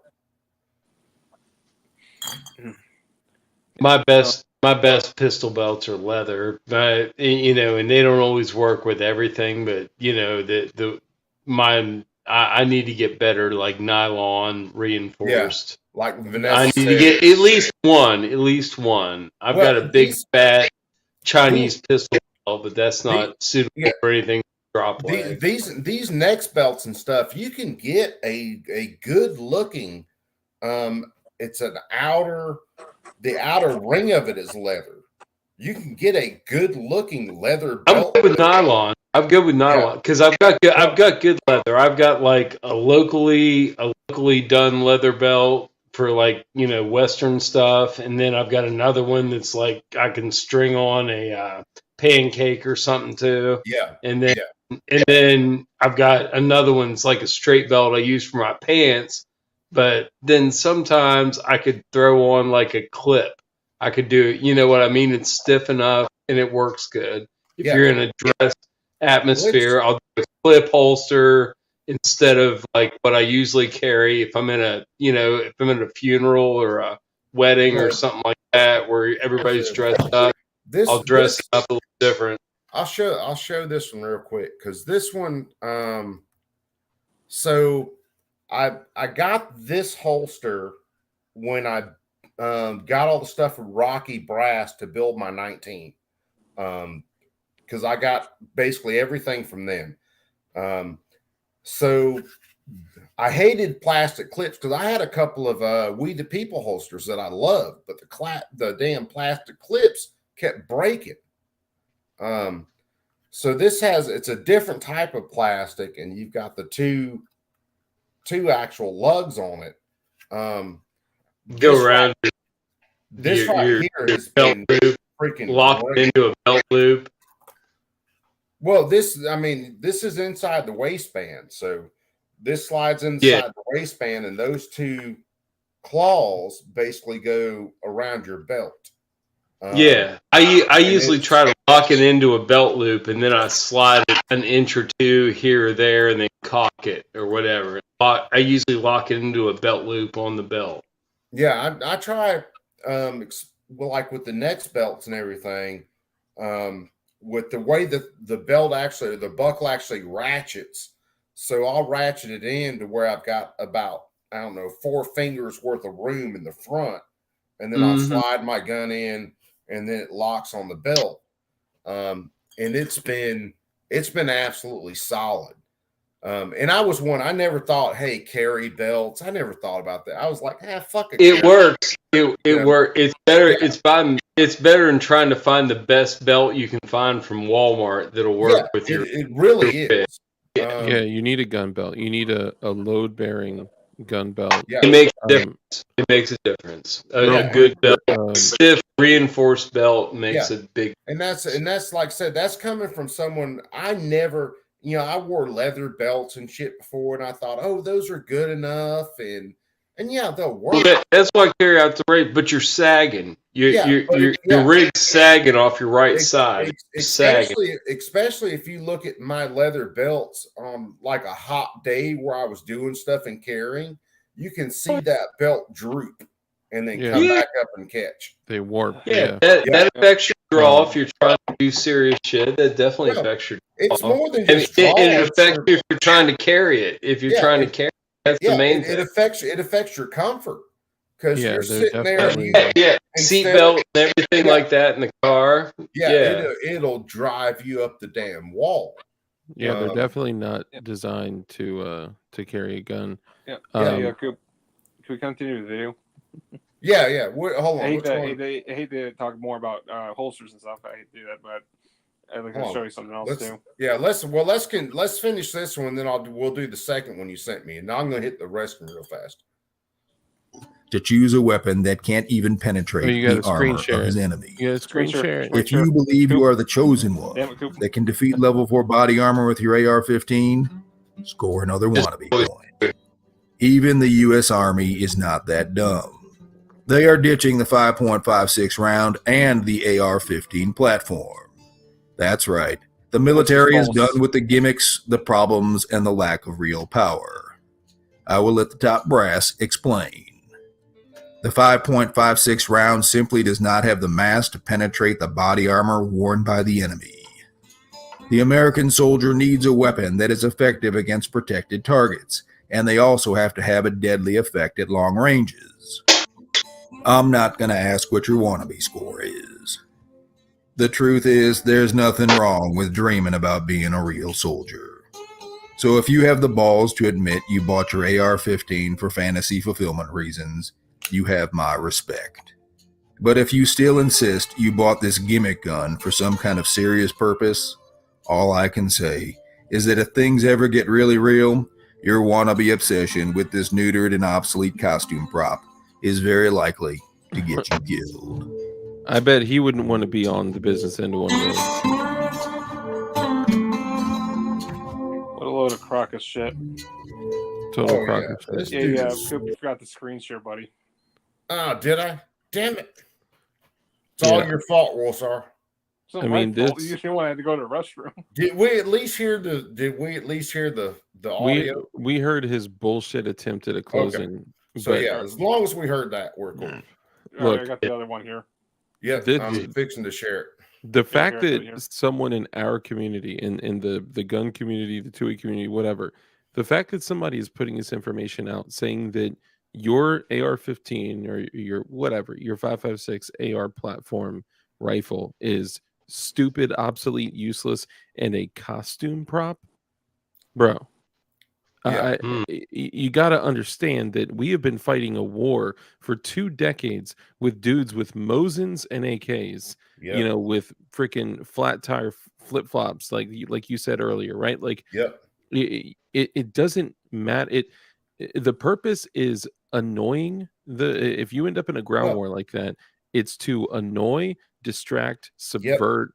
It's not to destroy. Like, it's to bleed them. It's really to make it so painful they don't want to continue. And that's what happened to us in Vietnam. That's what happened to us with the GWOT, the Global War on Terror. That's what happened to the French in Vietnam. That's what happened. The 5.45 round. Oh my God, that thing's like a death missile. Yeah. The 5.45 round is great. I mean, it surpasses what 5.56 was capable. Well, see, when our military, and this is the stupidity of the American psyche and the American general. our military has always been built around a large force standing up against another large force. So, like I said, we bring tanks, they bring tanks. We bring planes, they bring planes. Mhm. So our tanks had to be better than their tanks. Our planes had to be And, better than their it's all planes. coming to a head. It's all And coming see, to a head. this is where we got sucked into, like Iraq. When we originally thought that the Iraqi army was going to stand up against us. Well, they got their ass kicked in 91, 92. So when this happened, they threw up a bunch of bullshit and then they ran back and got ready for guerrilla war. It was insurgency at that time. This is Iranian bombs. This is roadside bombs. This is guerrilla IEDs. attacks, IEDs you're talking about. IEDs. Yeah, all IED. that stuff. And see, these idiot fucking rulers, I'll call them that in America, we fought this war before. We fought this in World War II when we moved into Germany. And the U.S. put Gaddafi in power fucking like 10 or 12 years before they fucking killed him. Yeah, Jesus. Dude, we're fucking bad interlopers, dude. It's a serious failure of American leadership. Who did they hate? Who did they hate when he said, "No, we're done doing. We pay too much for NATO. Nobody's paying their share. We're gonna not do this NATO shit so much." Who did they hate? Oh yeah. Who did they hate? Who did they hate? The monster. But it put the brakes on the fucking 2020 agenda. It made it the 2030 agenda. Yeah, well, and Trump was it backspaced. What's happening, brother? I just saw you sneak in. We've been shooting the shit. DB Cooper, what's happening, my man? Anyway, this is Chris Fields. I know this guy since 2013. I forget what state he's in, but I believe this is Connecticut. Mr. Fields. All right, well, we fixing to play it. Let's see what my man's got to say. This is an actual vet. He knows what the hell he's talking in about. The state in Southington called King 33 Training. It opened in September this year. We train people in personal protection. Everybody got it 5x5. We're good. We train people. Yeah, who put own it on firearms full and screen. I do not have. We train people. I couldn't calibrate. I couldn't do the it. three most common types of Like in firearms that people YouTube, own click that the use lower for right hand either corner of the sporting, video. home defense or recreation or any combination of those. The industry there that you I'm go. in is a self-defense, personal protection. You can put We're us in going there to too. I was use just saying, the do the M4 as I know it from my background being military special forces, or the AR-15 as everybody else knows it out here. Today, we're going to shoot that M4 and we're going to show you why it is the most likely weapon to be used by people and women and mothers as a home defense rifle. The reason for that is because it is a lightweight weapon. There's 4 points of contact versus 2 with a pistol. Yep. Those 4 points of contact I'll demonstrate here in a minute, but those help you shoulder this weapon a little easier and more accurately than a pistol. Those 4 points of contact and the way that the weapon is designed with being lightweight and usually a collapsible buttstock, but in this state you have to have it restricted, makes this weapon more versatile for a one-size-fits-all type of home defense weapon, meaning I can use it, my wife can use it, my kids can use it, my grandmother can use it, my sister can use it, and my brother who's bigger than me can use it. If this buttstock was able to collapse, we could actually all use this same weapon in home defense if we all live together or we're in the same location.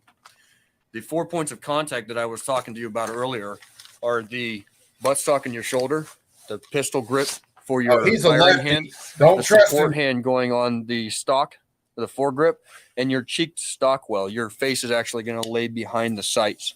So these 4 points of contact help you aim the weapon, and they help you fire the weapon with extreme accuracy.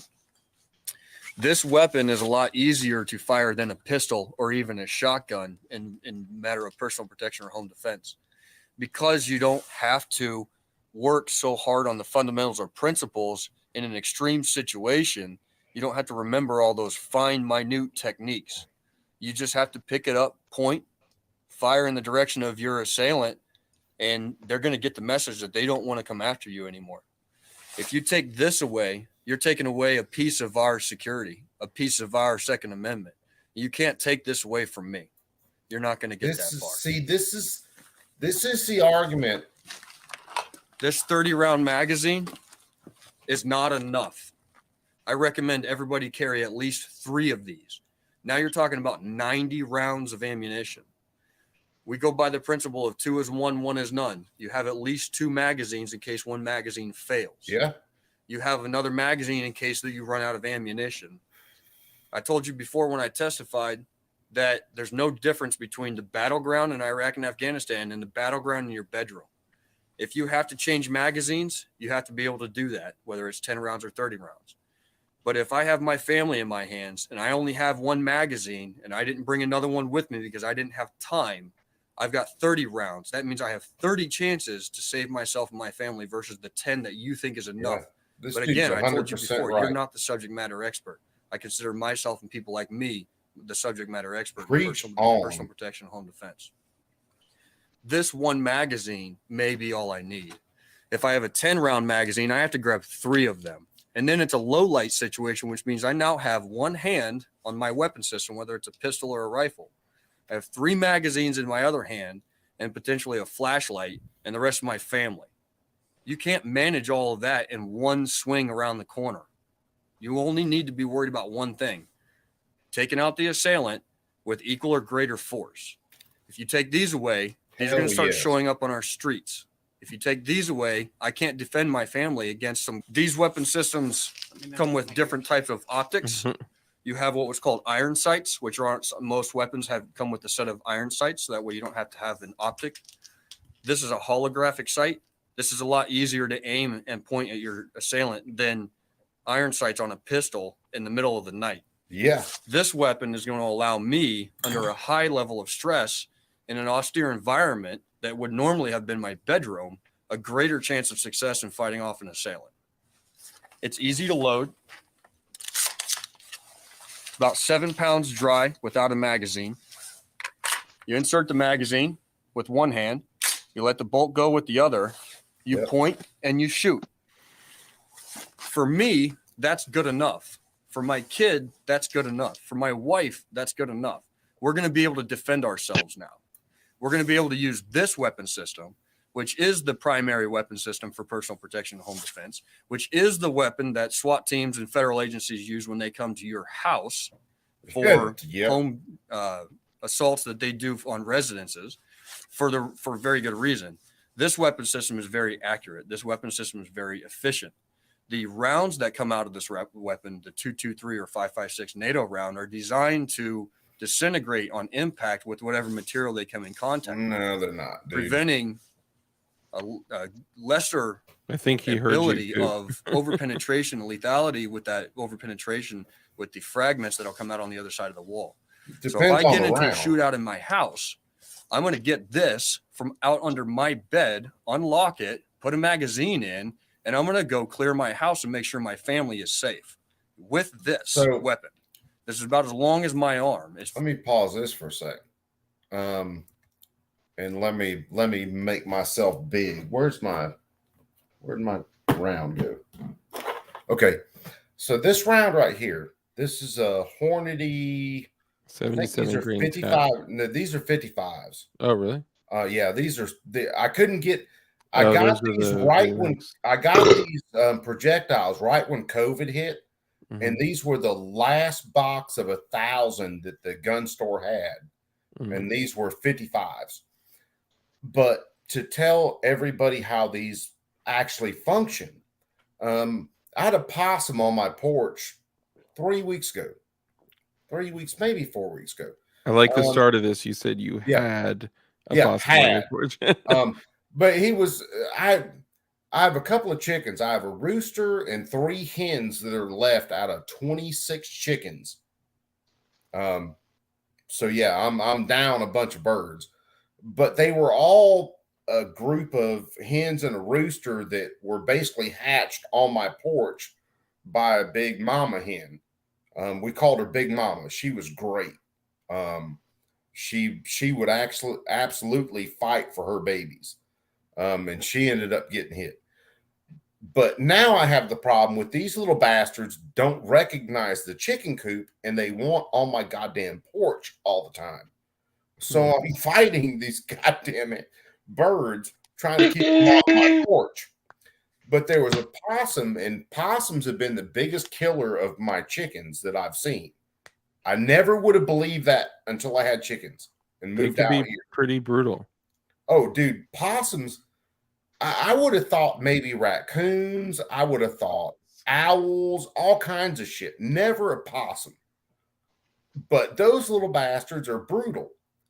But I had one on the porch, and I grabbed him by the tail, and I was going to sling him off the porch, and he was being a little bastard and didn't want to go.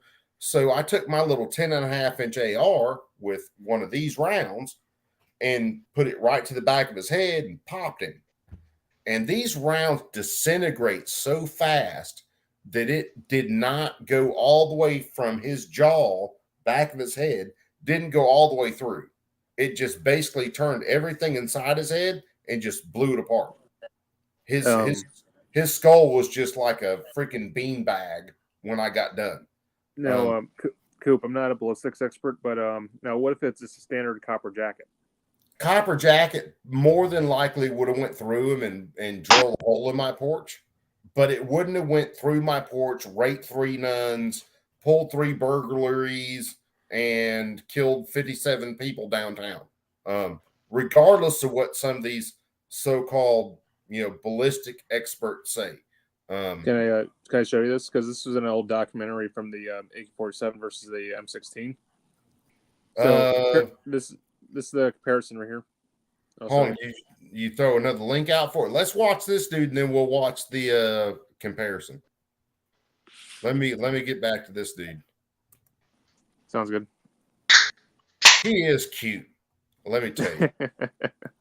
He looks so good with them glasses on. That Hollison scope. Pretty easy to manipulate around my house.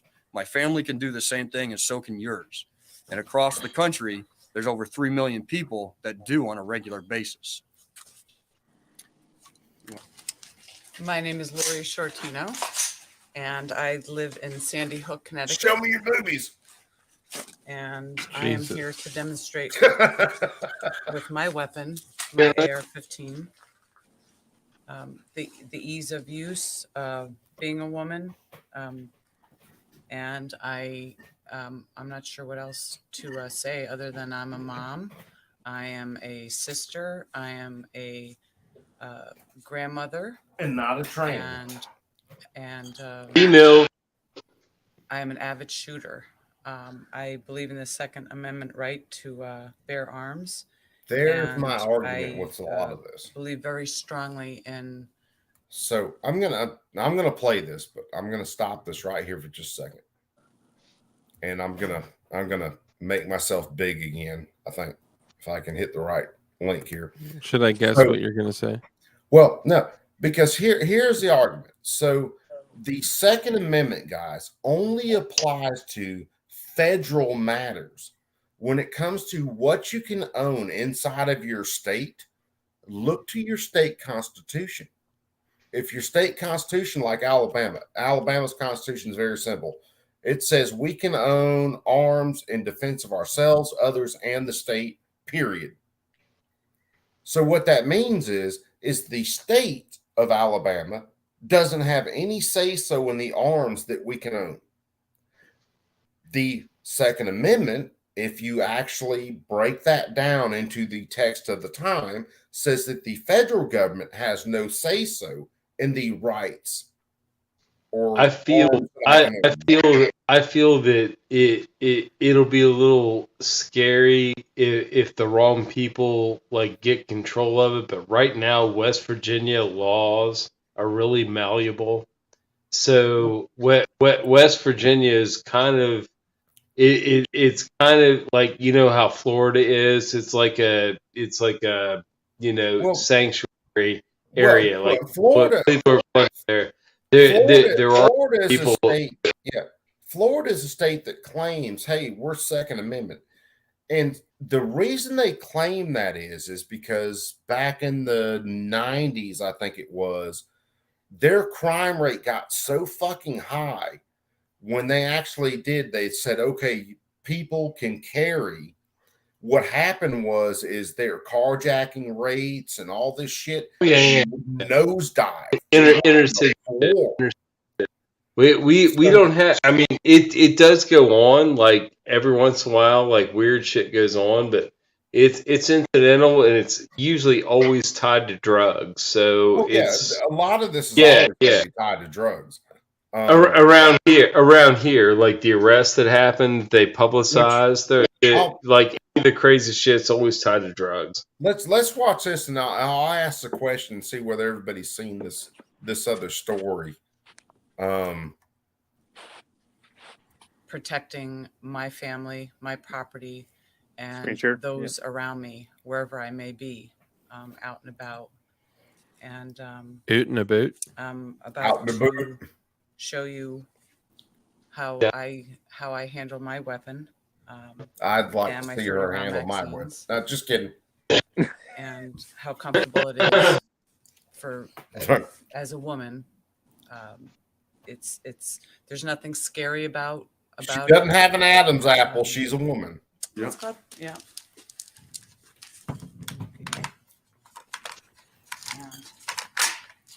It's like private. We're ready to. Damn, she's on it. Hell yeah. Yeah. Damn, Mama got the ACOG. She's down. She's not chicken winging it. I was gonna say she's keeping her chicken wing pretty far down. She's in it. Get it. Whoever dated her daughter better be bulletproof.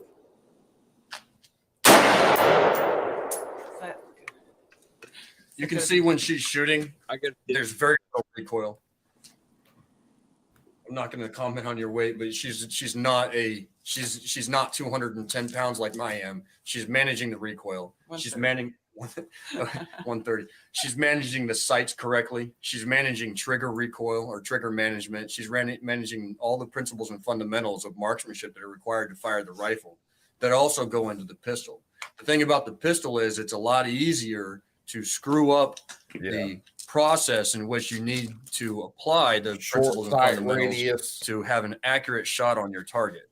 This weapon system makes it a little easier to do that. So at that heightened point of stress, you don't have to pay attention to those fundamentals and principles as intently as you do with a pistol.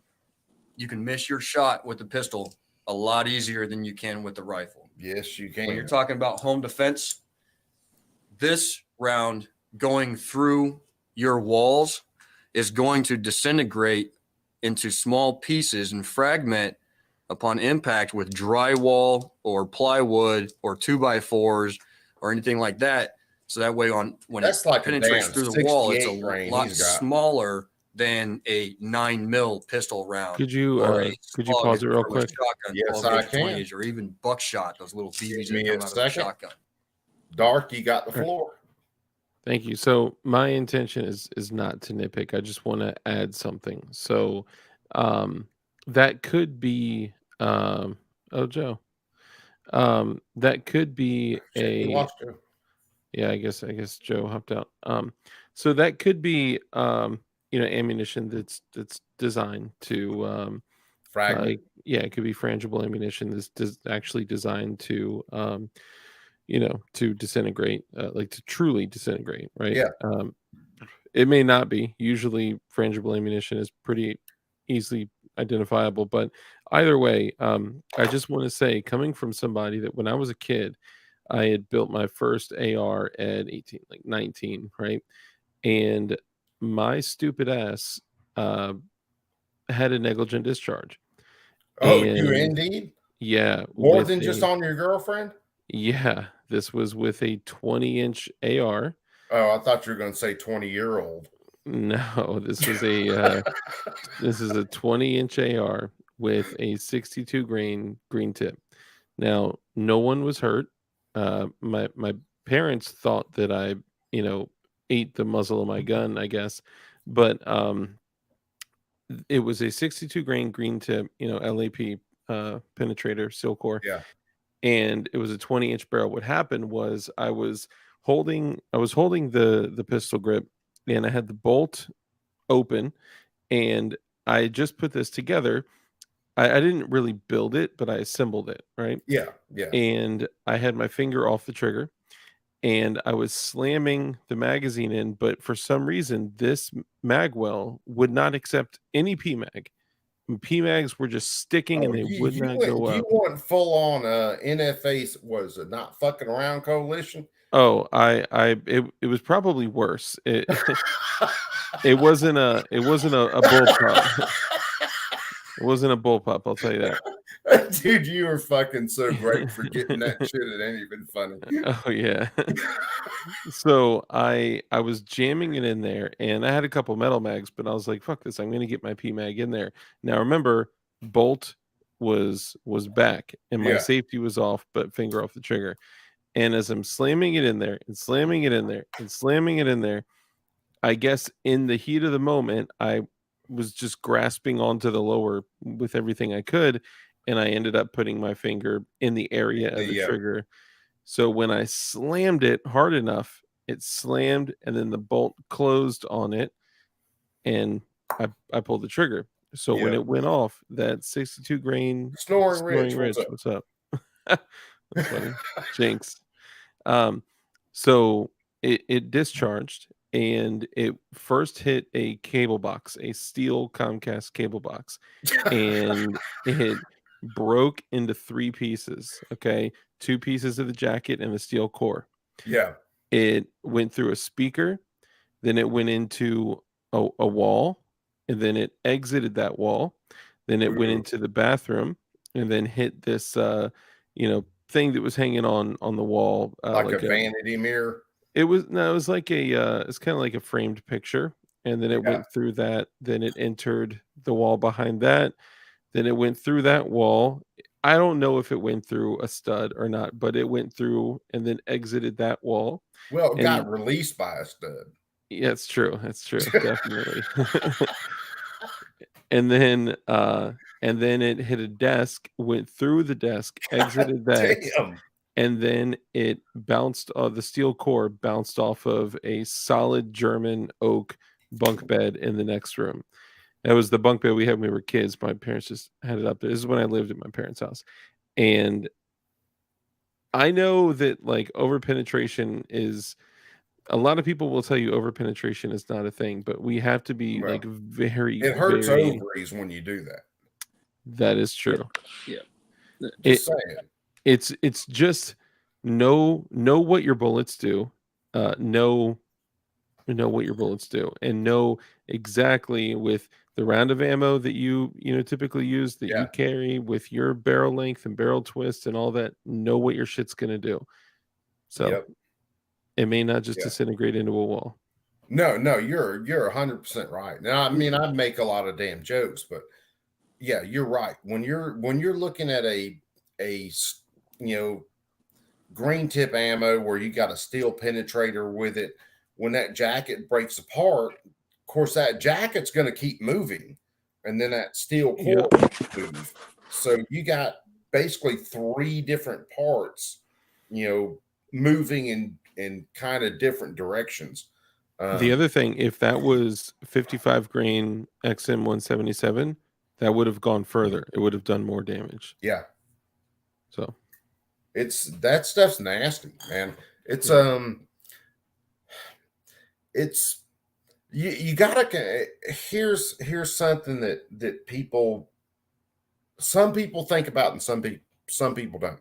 So you gotta kind of game things out in your own head.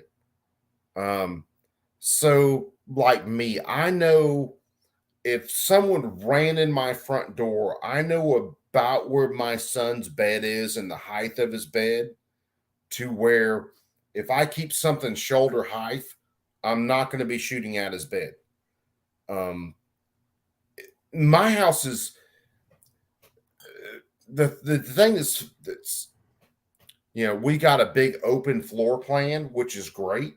But open floor plans suck if you're trying to kind of defend it. Yeah. Because like hell, if someone's in my house, and there was one night where me and the wife got home, the kids weren't here, and the front door was open. And the area where we live, my buddy and his wife, they have free reign. They can come in my house anytime they want, whether I'm here or not. If I'm here, the only rule is when you hit the front door, scream, "Hey, it's me." Yeah. So that I know, who's there. Not to kill him. Yeah. Yeah. But me and the wife got home one night, and, the front door is about halfway open. And we had left the kids, I think, with my parents. And it was like, I don't think anybody's in there, but I'm going to go ahead and go check it out. And it sucks because when you hit my front foyer, you've got such an open area in front, and then you've got 2 fucking kill zones right and left. My main bedroom and then the hallway down the left. It's a fucking nightmare. If you're pull the you got to pull the bad boys. Yeah, you got to. If you walk in my front door, you got to be pointing at my bedroom and then down the hall at the same time. If you're totally going to cover joking. both. By the way, please nobody use that as a tactic. Nobody, please. You have to understand we're a bunch of smart asses. At least I am. I don't know about anybody else. Warsaw, he's kind of a quiet dude, doesn't say much. Dark, he's kind of a serious dude. I'm a smart ass. I'm gonna say some stupid shit. No. Here's a question. What does the SWAT units and law enforcement use, especially if they're going door to door, going room to room? I mean, they're watching. I know that you can't shoot stuff through the walls if they can avoid it, but is there like a certain range? They're more than likely using standard fucking Full Metal Jacket, whether it's 68 grain or 55 grain, more than likely, because they're going to be held to pretty much a civilian or kind of that same Geneva Convention standard, where they can't use anything that's going to mushroom. They have to use something that's going to be, a pass-through round. See, out here they're using the heavy taps, the Hornady taps, the heavier stuff. But that's also my county is probably one of, it is. It's heavily militarized when it comes to police. When you see a police officer, they appear to be in full kit. They just aren't carrying their long gun, plate carrier, war belt, thigh rig, all that shit. Typically heavy ammo. And I only know that because when I worked at the gun shop, I actually worked on. We had not like a contract, but we had like a thing with the police where we would work on their guns, and they would either have 14.5 inches or 10.5 inches, some 11.5, but they were usually shorter barrels with heavier ammo with 1-7 twists. Yeah, if you're using like my 10.5 AR that I've got, it's a 1-7, and right now I'm using lighter ammo than I should. But if I'm using like a 68 grain out of that, it's going to stabilize really good because it's a fast twist. There's a lot that works into the ballistics on it. Now, the 55 grains that I've got, these Hornadies, let's face it, I'm not planning on shooting 200 meters with this thing. I'm planning on someone in my home, and I've got to go to work, and I'm shooting probably 20 yards. So I'm planning on, like that damn possum, I'm planning on putting that gun as close as I can and shooting, and that round going to pieces on them. Because that, like I said, that fucking possum, I mean, big possum, I mean, head to butt, he's 30 inches. That's a big possum. Put the gun to the back of his head. And whatever you do, kids, here's the story for you. if you have an enclosed porch and you have a 10.5-inch AR, wear earplugs before you pull the trigger on it. Because all you can hear for the next damn 20 minutes is constant ringing. Yeah. It's horrible. And you came to sleep to it. Oh, Yeah. dude. Yeah, it's rough. That's how it was when I had my ND. I didn't even hear the shot.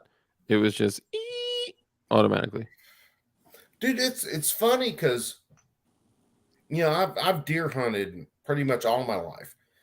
Every deer that I've shot, I have never heard the report of the rifle. Never. Yeah. And that's, no earplugs, no nothing. Deer comes up, spot him. Okay, he's a good one. Pow. I've never heard the report of the rifle as far as, me like ear ringing. Now It's different outside. I can shoot the same gun on the range without ear pro, and I'm gonna be going, God damn, man, that shit sucks. Well, here's another thing I want to point out too, Coop. Yeah. Here's one thing. All right, you're deer hunting outside, right? It's part of this long barrel, so the barrel's away from your ear radius. Well, this is shooting on the side, like my place. I'll sight in a rifle, and I'm wearing ear pro. And where I hunt is basically the same situation. I don't have barriers around me. I don't have freaking overhangs and all this other shit. It's open. So like when I sight the rifle in, we'll take 3, 4, if we're fucking around, take 6 shots just to get the rifle zeroed. So it's almost the same situation when I'm in the deer stand. I mean, I stand up, there's nothing around me, deer's there, pow. I'd never heard the report of the rifle. But shooting decided in, if I don't wear ear pro, yeah, for the next little while, all I can hear is No, but I was going to make a comparison, like say that comparison outside from inside your house, outside or inside. Oh, dude. The inside, because the sound echoes within rooms. Oh yeah, that's like I said, shooting that possum on my front porch. My front porch is pretty much enclosed for the first 6, 8 foot of it. So opening up that AR and just putting it to that possum's head and just pull the trigger. Yeah. I mean, it's 3 walls around you. Dude, short ARs, especially if I got a 10.5-inch SIG SBR that I got a muzzle brake on. It's a 2-baffle muzzle brake, and it's to be used with the AAC SDN6 quick detach suppressor. Yeah. But dude, without a can on it, I mean, you can feel it in your teeth. Like it's like, oh man, that concussion is just. It's a PSA upper. I got that thing. It was the first AR that I built, and I built out of an 80% lower, milled out the trigger pocket and everything with a Anderson. It was an Anderson jig I used then. Nice. Milled out the trigger pocket and everything. 100% AR or Anderson upper on it, and I had well over 2,000 rounds to that thing and never had a malfunction yet. Not a stovepipe, not a failure to eject, not a failure to extract, nothing. And I've run 55 grain, I've run 68 grain, I've run fucking anything you can think of. Fucking American Eagle, big box, damn 55 grain through it, just slam it in mags and run it. And that thing's been outstanding. The muzzle device on that thing, I think they call it a flash can. It's a single piece muzzle device, but I think it's like a 2-chamber. And if you shoot it at night, you'll see a decent fireball. It's not horrific, like off one of my AKs. You'll see a pretty decent fireball, but it's pretty well contained. And that was the first PSA product that I ordered. Matter of fact, it's in my truck right now, still in my back seat. But that thing has been outstanding. Like I said, I had a 80% Anderson lower, milled it out with Anderson's, their shitty drill 900 holes in it, and then mill out the holes. The one shot, the all steel one shot jig. Yep. Yeah. It's so funny they call it one shot, but you got to drill like 70 holes. It's like fucking 900 holes. Yeah. Now the AR that I've got now, I've got a Bear Creek. It's a 308 upper. I just did the 308 lower, but I've got a 80% arms jig with it with their router. And that goes pretty well. So I'm putting together a 12.5-inch medium distance 308 AR-10. Now this is a 16-inch AR-10. It's a heavy barrel. This is going to be like a gun I would put a bipod on. I mean, it's a heavy barrel. It makes the barrel on my fucking regular bolt action 30-06 look skinny. Yeah. I mean, it's a heavy barrel, but that's what I want to build there. Yeah. You know, the other gun I'm building right now is a damn 8 3/8 AR-9 with the Aero Precision handguard, which I'm waiting on the fucking nut for that one because I ordered the goddamn handguard and they didn't send me the nut with it. Dirty bastards. And I didn't realize that when I ordered it off of Optics Planet. That's the worst. I got the handguard in. I was like, oh, yeah, we'll put this in. And I looked at the regular nut and was like, oh, hold on, wait a second. That fucker, it's about a 1/2 inch too thin. Here you go, Kurt. That's for you. And Clint Eastwood. Yeah, that's the new 10 millimeter. I'll tell you guys when my channel comes back from being banned. I'll tell you guys what 10 millimeter I bought. Sorry, go ahead, Warsaw. I was gonna say, make a Rumble account, dude. Yeah, I got Odyssey, Dark, Utreon, Rumble. I know you got Utreon. Do you have a Rumble? Yeah, I have Utreon, Rumble, Odyssey. I have like everything, but I never go live to it. It just feeds back to update, as a reserve. Like starting tonight, my Rumble account had just been a backup of anything I record. It goes over there. Yeah. But like starting tonight, I started live on Rumble the same time I started live on here. Which kind of sucks a little bit because I'm horrible about moving tabs and looking at if anybody does comment on Rumble. I'm running both at the same time. The Utreon, I have an account there, but I haven't posted anything there. So I found out that all of my shit was only backing up to Utreon. Only some was backing up to Odyssey and to all the other backups. So it's just some of them, just whatever ones they pick. It's weird as shit. But I've been working on a plan, and I got a plan. And we that's the thing that fucking sucks because YouTube was the first in and the best dressed with this whole video and streaming. But now you end up with these assholes who they're not free speech people. They're not. They can say that they are, but they're not. Yeah. And so they'll shut down people like you, people like me. And the only reason my account hadn't got shut down yet is it's not really large enough. I got to check. I may be close to 300 subscribers right now. I got to check and see because when I do that, I'm gonna give away some plasma cuts and do some shit, for the guys, Kurt and some others, because Kurt's been there. Kurt was like my original dude.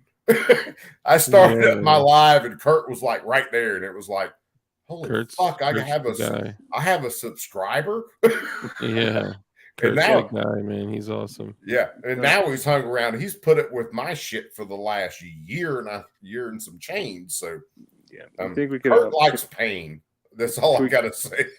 Speaking of pain, can we continue the video?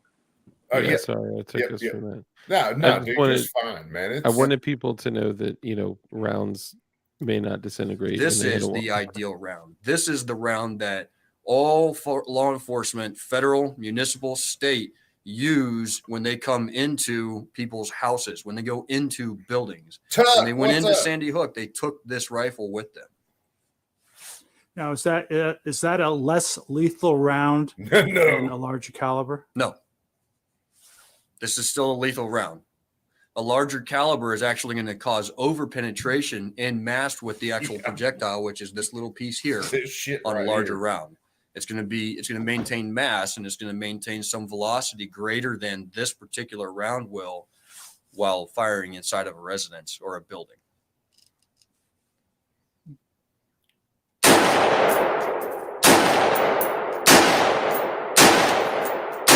Last question. What would you say to Connecticut's 100? Okay, he's left-handed. You can't trust him. That's all I got to say. 187 state legislators who are going to have to make a decision in the near future on whether this weapon will be banned and the higher capacity magazines will also be. Bob, what's up, banned. brother? I say you need to educate yourself. You need to understand what it is that you're actually talking about. You need to understand what it is that you're actually going to affect, who you're going to affect. I think you need to come out here and get a gun in your hands, or at least come see them. Some of you have already done that. The rest of you need to do that. You need to do that together so you can make educated decisions. You need to talk with manufacturers. You need to talk with private companies. You need to talk with citizens who've been victims before. You need to talk with police departments who say the same thing that I'm saying. You need to listen to us. We've already been talking to you. You need to start educating yourself. Joe, you back. Thank you very much. You're welcome. Hold on, let me kill that. And Joe, where you at, Joe? You said you back. Where you at? Yep. And I was going to show you the penetration example. Oh, Warsaw, you're just trying to show your big dick example, man. No. No, this is like from a documentary from Discovery. The M16 versus the AK. Yeah. You screen sharing this? Hold on. Let me. Which one is the which? Let me turn up the volume here. But yeah, so what they did is they pretty much showed the penetration. So those are 2x4s, 4x4s, 4x4s. What it looks like. Yeah. So here's the M16. Environment with this 8-inch block of dense pine. At 28 yards, the M16 bullet fails to penetrate. And the AK-47?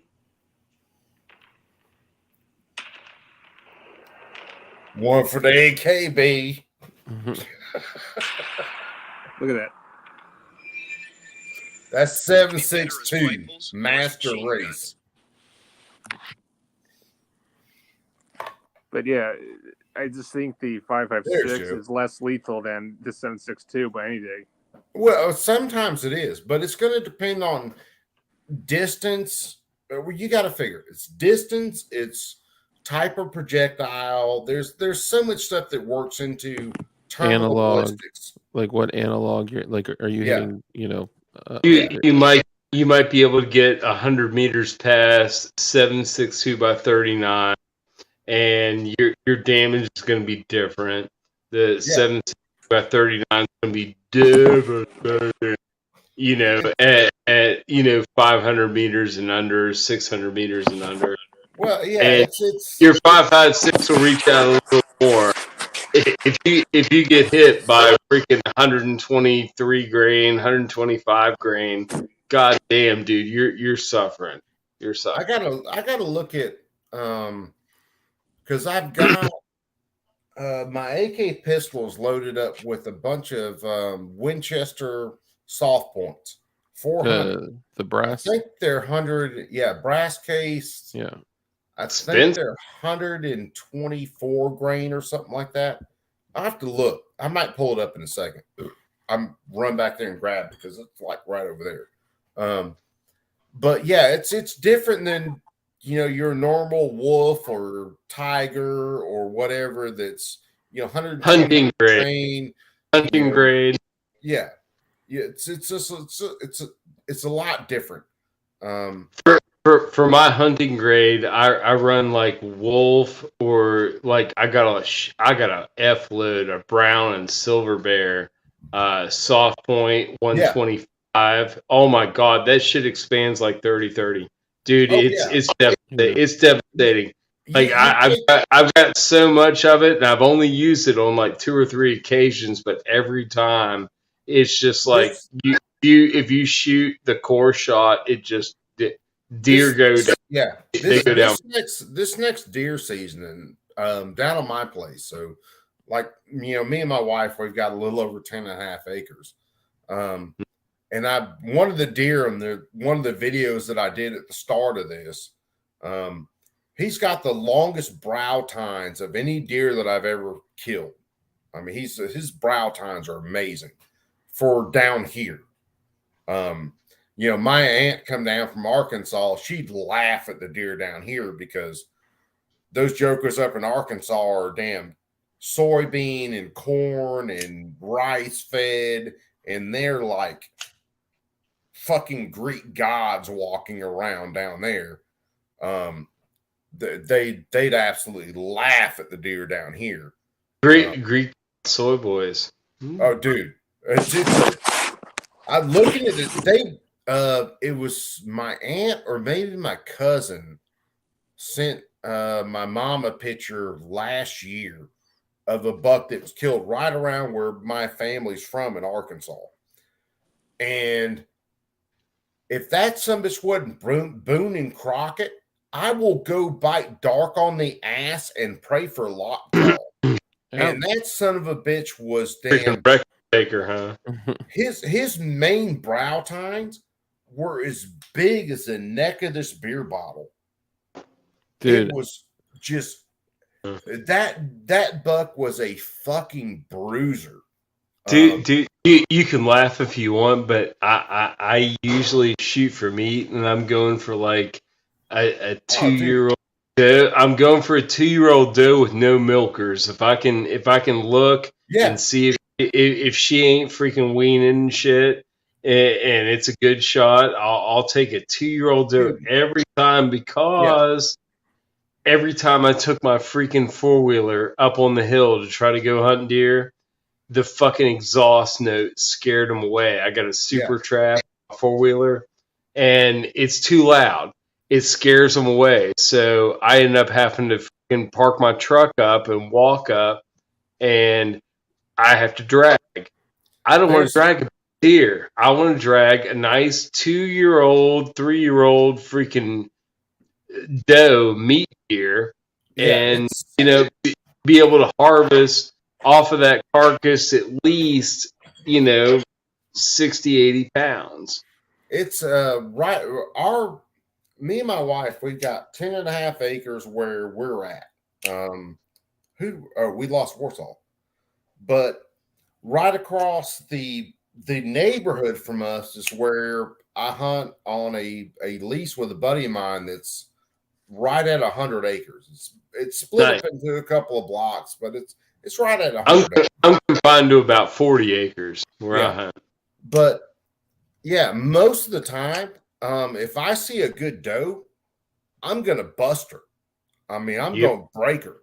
If they don't have lingering offspring and stuff like that, and you can zoom in on your scope and check for udders and stuff like that, because my buddy busted one that was still feeding. G23, what's up, brother? When he killed her, dude, we were going to skin her. He'd never skinned a deer. I was like coaching him through it, but I wasn't getting my hands dirty. I was like letting him do it. And he was like, "What the hell's this, JoJo?" And I'm like, "Dude, that's milk, man. You killed a feeder, man. That girl had freaking babies within a couple months." Yeah, you killed a nanny, which I feel I've killed plenty of. She was fat. She was big and fat. She was big and fat. I'll give her that. I've killed plenty of nanny does. I mean, go to Splitter and like say when you go to rip her up from her. For those of you who don't know, you start her rear end and run it right up her gut, all the way to her breastbone, and you just see milk just. Just go out. He hit her twice. He had a bolt action. I think it was either a Mossberg. I think it's either Mossberg or a Savage. Bolt action 7mm. And he had to hit her twice? Dude, he didn't have to, but he did. He cranked her once. She came. We were in the what I call the battle barn at my grandma's husband's property. It's an old fucking cattle barn. It's not used anymore. And we freaking evened out the ground inside of it and dug holes to where you can like poke through and shoot and stuff with optics. And he zapped her once. That they were coming across. They were running across the road, like where the driveway was, and they ran up and they jumped across the fence and they come and he was like, "Oh shit, Joe, I'm gonna take this one." I was like, "Hold on, Chuck," and I couldn't say it fast enough. He fucking zapped her once and she freaking like changed her direction and immediately darted off like 90 degrees and jumped the fence and went run up the field. He zapped her again. He got 2 freaking shots within. First shot was probably about, I'd say about 25 to 30 yards. And the second shot was about 60 yards, 50 to 60. 7 mag. With a 7 mag bolt action, he racked it and did a second shot. And this kid had never killed a fucking deer before. He was probably about 40 years old. Maybe 38 years old at the time. Joe, that's just bad. The fact that we can talk about kids at that point when we were like that old, like yesterday. He's honestly, dude. No, he's my friend too. He was one of my brother's best friends. My brother's he's only 2 years younger than me. But as far as the mentality, dude, have you ever seen a print this clean, bro? Dude, I've got to get at least 1 or 2 more jigs that jig. Where is it at? I got it right here. I do want to answer. Sorry, I've been trying to be polite. Run with it, dude. You ain't got to be polite about nothing. I do want to answer Bob's question. So, Bob, I'm just running an OEM G21 slide parts kit. So, I'm actually not sure what the weight of the recoil spring is, but I know it is indeed a like standard Gen 3. It's kind of like Gen 3.5 because it's the SF, which is a Gen 4 trigger housing, but a Gen 3. All the other parts are Gen 3. But just because Czar's talking that, I gotta show off, and it's still in the damn thing. But this is my blue glowy that I got. That was the one night freaking. It was like, hey, 1776 supply code. They found like 20 of them. Yeah, they found like 20 of them. We're like, hey, we got blue glowies, and I was like, fuck it, I'm getting me a blue glowy that night, bro. So it's still sitting in the jig. You gotta build it. Everything's done on it. Everything's done. It's a 17. Everything's done on it. So the blocks are cut out. Fucking the holes are drilled. Everything, and it's still sitting in the jig. Dude, I got like it's polymer. Bob, just between you and I and everyone else. Clint, what's up, brother? I didn't see you sneaking either. I would not personally use stainless steel guide rods in any Glock because they were designed specifically to have flex in the channel. Oh, really? Yeah. I mean, you know what? And I go back and forth between like my buddy has like a Gen 2, so he's got multiple things he can do with his guide rod spring configuration. Flexing on you at that point. He's like, I've got a Gen 4. I've got a Gen 4. So all I can do is buy like the cartridges. The the contained springs. Yeah. And do it that way. Yeah. I mean, so which is better. I mean, ultimately the Gen 2, Gen 3 is better. So so Clint Eastwood, this is for you. Angry Bear Arms. Hit him up on Instagram. You know, I tell still him, gotta you know, hit the them Instagram. up. Yeah, man, they're a great company for like 40 something bucks. Getting Hawthorne Hackathorn style sights. The blacked out rear with the tritium front sight, perfect for red dot. Yeah. Perfect for just traditional iron sight shooting. But for me, Gen 1, 2, and 3 was designed for polymer guide rods. You can absolutely run stainless steel. Like I got I got like 30 something Glocks. It's crazy. Well, that was like the entry level upgrade. You would do that. You would get like a Lighten freaking connector, like a Ghost 3.5, or you know what I mean. You would do like these moderate upgrades to, like, if you were going to do a Glock and try to make it like less Glock, like more, yeah, and those kind of people don't do that shit anymore. People just buy them and run them factory. I think my 19. I have to go back and look, but I'm pretty sure this is a stainless steel. It's got the adjustable. You got an Allen head screw on the end. You got an Allen head screw where you can adjust the tension on it. Take it off. Yeah. I got 5, Kurt. 5 Shadow Systems lower parts kits. Dark's just showing off at this point. I mean, dude, I tell you what, man. I only have like a few striker fires, and I carry one that I trust with my life every day. But honestly, I'm a fucking hammer fryer, dude. I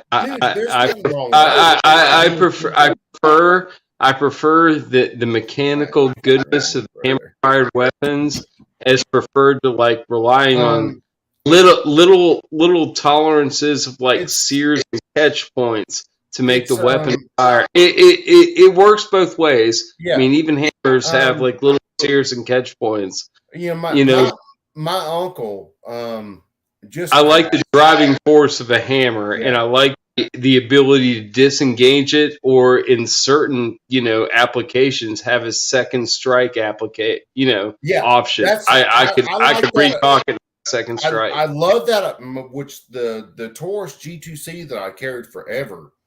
Those were good. Those were very good. Second strike. So if you pull the trigger the first time and that sear drops and you don't get a bang, you can just pull the trigger again. And then if it doesn't go off, then you can tap and then run through it.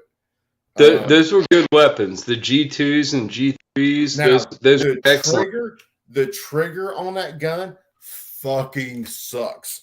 And I've never been like a trigger snob where I'm like, oh, I love this trigger versus that trigger. I've never. You can either shoot it. It's the thing, though. You can either shoot it or you can't. I mean, even if it's shit, if you train with it and that's all you have, like for a while, I shot a freaking Keltec PF9 because that was my carry gun, and I knew I needed to train with it. I just couldn't buy it and think, okay, I'll shoot somebody if they give me trouble. No, I had to train with it. And that was a painful fucking gun to train with because it's a piece of shit. It was light as fuck. It was like a 380 frame 9mm. And once I got past that, I got the fucking SIG P938 fresh out the box. That was a game changer. At that point, I could shoot a fucking orange at 20 yards, and that was my claim to fame. Me and my buddy, I was like, "Fuck you, dude." He's got a Glock. Fucking, we both bought Glock 40 cals, and we both bought 9mm conversion barrels. So necked him down to 9. His was all pimped out, and he was like, "Fuck that thing. I don't even know why you bought that." I was like, "Watch." I only shot it once, and I haven't shot it a lot. I ran 2 mags through it. We went to the range. me and my two buddies, the other two guys, they both bought those guns within like 2 or 3 weeks of me shooting them with it at the range. They all shot it and they all bought it. Dude, that was the first and best micro 9 1911 style. It really was. I mean, there were copies after that, like the Kimber Micro 9. Fuck that thing. It bucks like fuck. This thing shoots, the recoil impulse is straight back. It's so perfect and so good. Even though I carry a 365 now because it's almost that good and it has 13 rounds instead of I still have to get 6. The right frame for my Mutt 1. I bought I think I bought it's a 4-inch frame, and I should have bought the 4.5. But I still have to get a mag and shit for that and run it. What do you mean? I got everything built. All the holes are drilled. Are you doing a 5-inch gun? Is that what you're doing? I think that one's like a 4. That one's like a 4.5 or a 4, or maybe a 5. The regular Mutt 1, dark nose, you got to drill like fucking 19,000 holes in that thing. Yeah, I think it's like 40, 42, something like that. Yeah, 42. it's crazy the amount of holes you have to drill. And then you gotta, after you drill it, you gotta freaking freehand the K slot and all that shit. And that I don't even know and how then I trim did the rails. Yeah, so I didn't know you had to bunny ear the rails. So I was trying to insert it in the slide without doing the bunny ears right there. Oh yeah. Bad move. Who has like the best one that you know that's built up from a MUP 1 kit? Who has the one that runs good that you know? I would say Rogue Banshee from the get-go. His run's good. It's a nice gun. If I had to bet MUP 1s, anybody that I know that I follow, MUP 1s, that drilled everything out, that bent them over, that freaking trim rails and everything, and then had a running gun, I would bet Rogue Banshee off the rip. I will add, and I agree, he's a beast.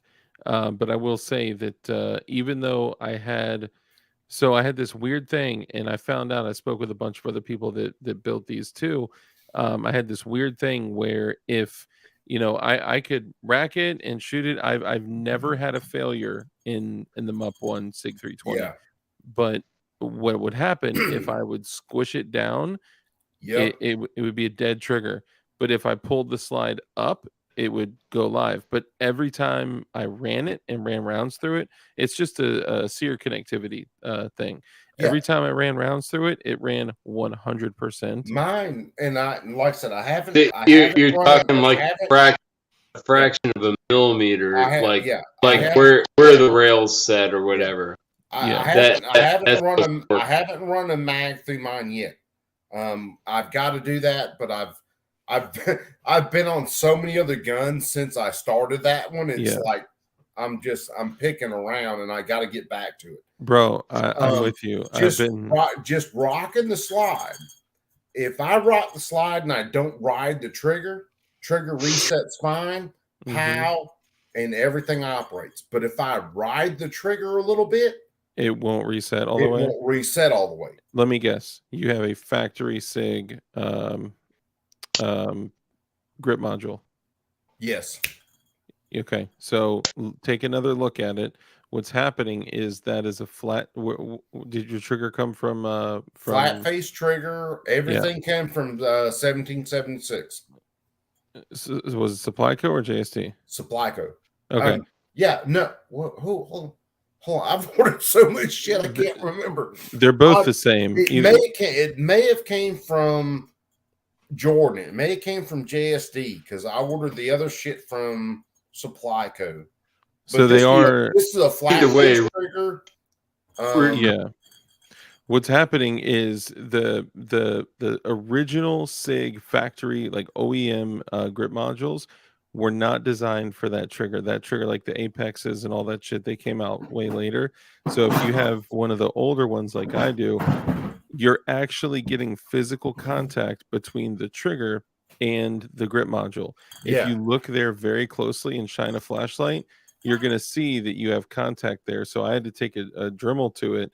I think I actually did a file and some sandpaper. But like on the back of the travel, or where the trigger comes out of the frame.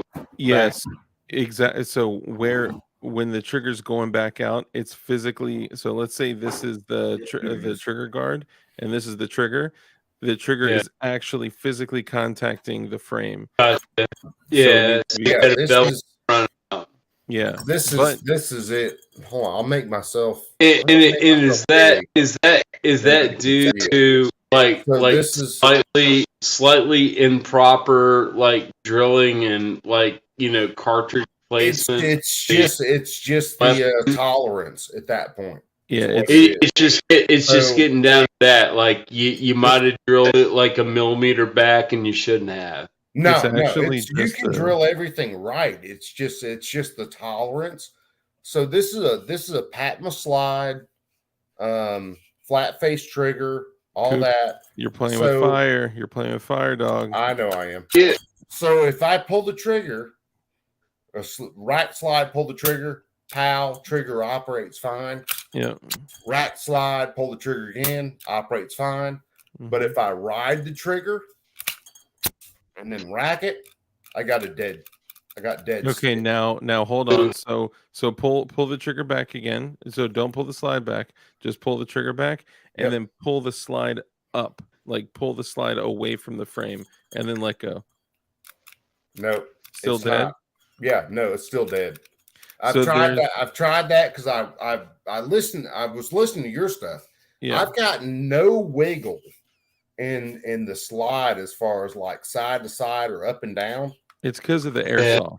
It's because the airsoft is so airsofty, When those yellow BBs will break down over time, and sometimes they'll melt down the barrel and get down in the mechanism. Have you seen this airsoft right here? Hold on, let me figure out my buttons. Which one? All I'm gonna show. I'm gonna show like barely any of it. Dude, the bevel on the front of that slide is nice. 10 milli, baby. Look at that thing, bro. Look at that thing. It's crazy. Let me play. Hold on. Warsaw had. Look at that little tilt barrel. Little tilt barrel for you. Little tilt barrel. Little tip. That's that little Beretta, isn't it? Is that the Inox? It's the Inox 21A. I bought this shit, no lie, used at the gun shop, my second favorite gun shop, for $260 with some scratched up plastic grips and a lot of fucking like fouling everywhere on it. I cleaned that bitch up. I paid $30 on sale at the Beretta store, free shipping for these freaking the pimp walnut. the one you want. The walnut. Like the old ones you want. Now they make new ones that are nicer, but these were the Grail grips, right? With the it's got the PB on one side, it's got the arrows on the other side. So you guys know all that shit. The first time I saw one of those Berettas, me and my wife hadn't been together long, and she showed me her dad's. Her mom carries like a Tomcat or whatever you call it. Mm-hmm. She tilted a Tomcat's a 32. Those are cool as too. Yeah, those are real cool. She tilts up the barrel, slides in the little 7-round. Yeah, and we shot it, and I was like, "That's a cool ass damn gun," because I'd never seen a gun where the front of the barrel would tilt up and you just load it, and then you're ready to rock and roll. Yeah, like that. The only thing that blows goats is the minuscule sights. I mean, really. Yeah. I mean, they're horrid. They're horrid, and if you try to paint them, if you try to, it doesn't do anything. It Negronis the gun. It Negronis. You don't want. Years ago, I was me and Kim were probably early 20s. Me and an ex-girlfriend of mine. But I bought her a Raven 25 automatic. Oh my! I had Jennings J22. That was my high school freaking belly. Yeah, but that's what I explained her to. This is someone that if someone gets on you, you put this gun up in their chest and you pull the trigger till it quits working. Nice. And then you can, pull a mag and keep going. Dude, I laughed at her. It was hilarious. It was hilarious. I had her out to one of the ranges, and we only had like a 10-yard target. Because we were just shooting a couple of little guns like that 25. And then she was trying to like aim down sights and shit. And I'm like, look, point that bitch like you point your finger. Yeah. Point your finger. Yeah. That's all you do with that gun. Just point it. Yeah. Because if someone gets on you with that gun, you're not shooting 25 yards. You're not like pow, pow. This thing I give 15. I give 15 yards. Yeah, if it's just someone gets on you, you put that gun up in their sternum and you. Oh yeah, you can brain them. You can definitely brain them. Oh yeah, because that little Raven. Kind of what it's for. It's kind of what it's for. Like this thing is like all handle and no slide. It's like it feels comfortable in your hand. And you've got like next to nothing on top, but it's like 22. Dude, you've got 8 rounds, and then you've got that little Raven. That little Raven was like a palm gun. I know. Yeah, I had the Jennings, J22. What's his name? I follow on goddamn Instagram. He's got kits for those for days because he's doing 3D printed parts for them. The you talking about the Beretta? Raven? No. The Raven. He's got the Raven. Because 25 dead, like it's like 25 is honestly harder to find than 32 ACP. 25 is hard. It's freaking Clint, real quick, Clint, the small I'll find frame him in just a second. Clint, the small frame are the standard 19, 26, 17. That's what they consider small frame. Tall frame, I don't remember seeing tall frame. Hang on. Tall frame was like 1 or 2 rounds more. Same gun. He's talking about the sights. Angry Barrel. Oh, yeah, sights. So they say small frame is 17, 19, I gotta hit the 26, rest of and they say large frame is 20, 21, etc. I don't know about tall frame, but I will. Answering Bob's question. So Bob, I typically will run 115 grain, but depending on the barrel, almost every 9mm Glock barrel is going to be 1 in 10.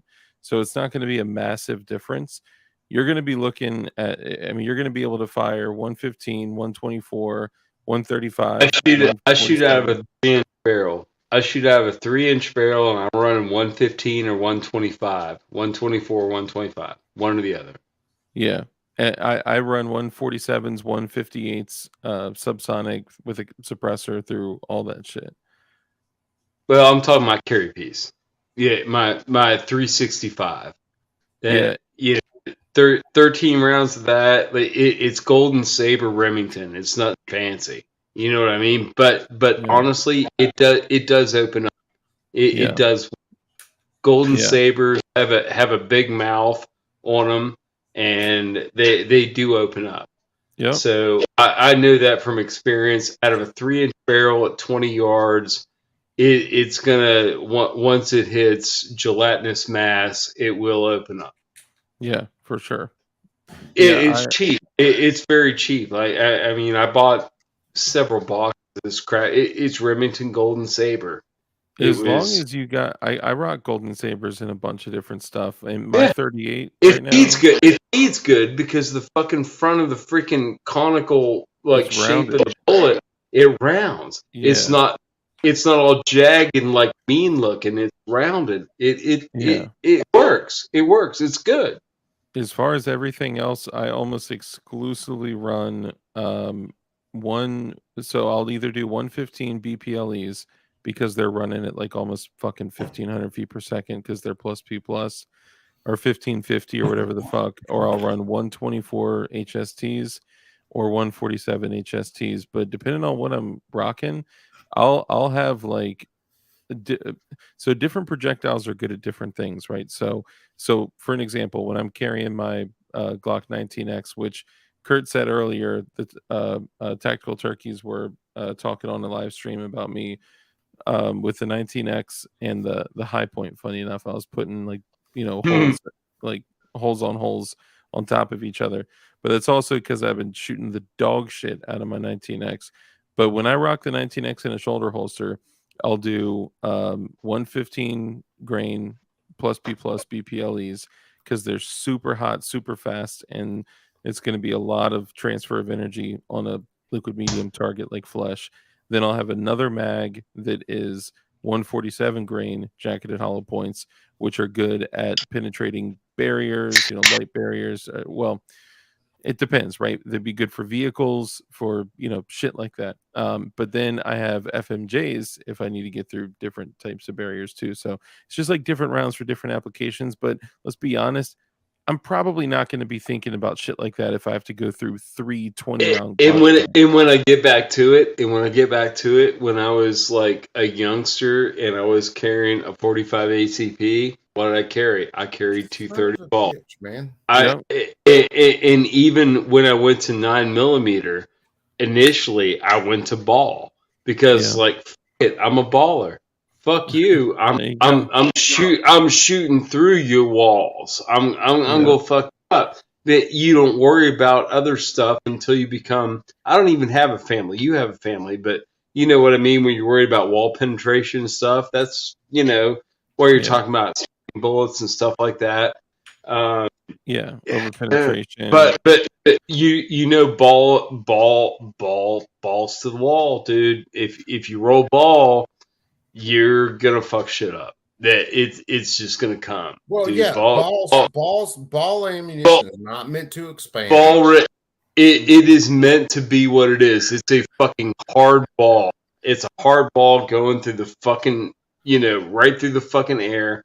Hard as fast as it can go, as aerodynamic as it can be because it doesn't even have a fucking open mouth on it. It's not meant to expand. It's meant to fucking blast through and get all disfigured as it can be as it goes through. I mean, everybody's seen 45 ACP expanded. 45 ACP expanded is fucking beautiful.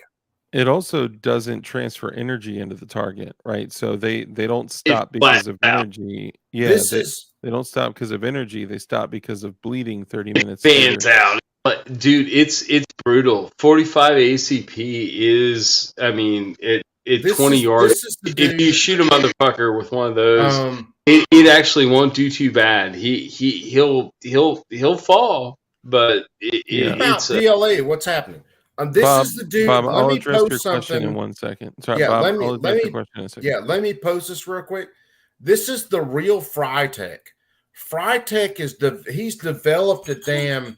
It's like a magnetic bolt on a gun. Yeah, it's so, the copper wire wrapped around the dude. Yeah, Frytech is fucking awesome, man. Check out even if you're not on Instagram, guys, check out the real Frytech and look him up and at least give him a hey, what's up, dude? Something. Because that dude is developing some shit. If firearms manufacturers were fucking smart, they would be all in that dude's back pocket. Because what he's trying to develop on his own will be game changing for bolts and actual returns and everything on a bolt. It is sad though. I heard like as far as firearms manufacturers, Keltec just like took on Dylan Mulvaney to be one of their spokespersons. Oh, I thought that was Dark taking Dylan Mulvaney on. Yeah, he's gonna do it. He's gonna do the KS7. He's gonna call it the KS Heaven. I could see Dark running over to Dylan and be like, because the KS7 is such a flop. Dylan, The KS Heaven. your next beer, and it's a DM7. Okay. Oh, that's what it is. Yeah. No, it's DP7. DP7. It was a double penetration. Oh, that's another model. That's another model. No. I'll tell you what. No, we don't need it. We don't need to talk about this motherfucker for any more than 60 seconds. But while we are, I will say, did you guys watch the clip of him when he was on The Price is Right? He won The Price is Right one time. Google it. It's on YouTube. He won The Price is Right one time, like 4 or 5 years ago, when Bob Barker was still alive. If he's still alive, I hope. I love Bob Barker. Is that why Bob Barker hung himself and slit his wrist? Probably. I guarantee it was a factor. But seriously, no, it was a factor. It was a factor. I thought you said factor. Dude. But when you watch him win this showcase, he won like shitty prizes. It was like a pool table and something else, and he fucking goes nuts and fucking puts on a little display. He's dancing around. It's hilarious. That is a little homophobic when you say a gay guy goes nuts. That's saying. Wrong. This is an airsoft channel. I don't say he went nuts because he was gay, but it's like, look, this is a he did it. It's like I love Joe. It's a coincidence. I'm just saying this is a family airsoft channel. Okay, so let's Abigail, what's happening? Waffles, what's up, brother? It's definitely airsoft. I mean, mine's like 22. It's like really small. It's like .177 actually.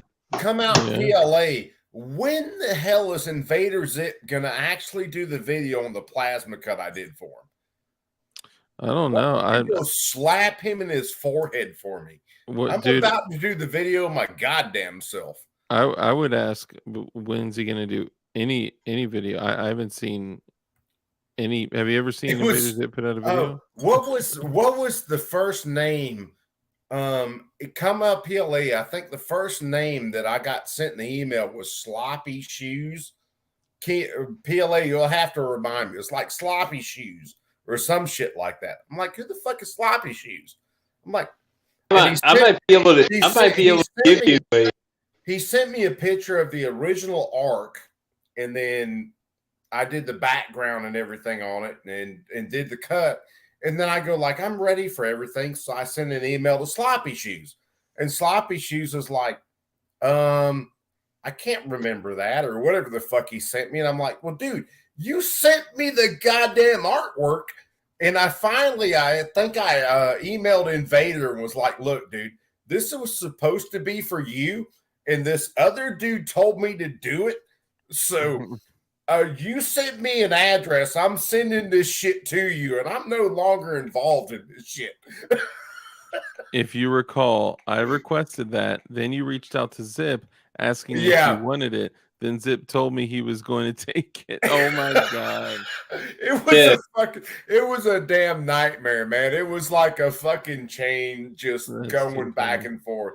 And you can PLA. It was before I actually knew PLA from some of the like chats and everything, and I knew who PLA was. I could like hit PLA up and be like, "Hey, dude, what the fuck?" So it was before that, and it was like. It was a Sloppy Shoes versus a Sloppy Joe versus the dude. So I'm hold on. So Z, I responded to your email, bro.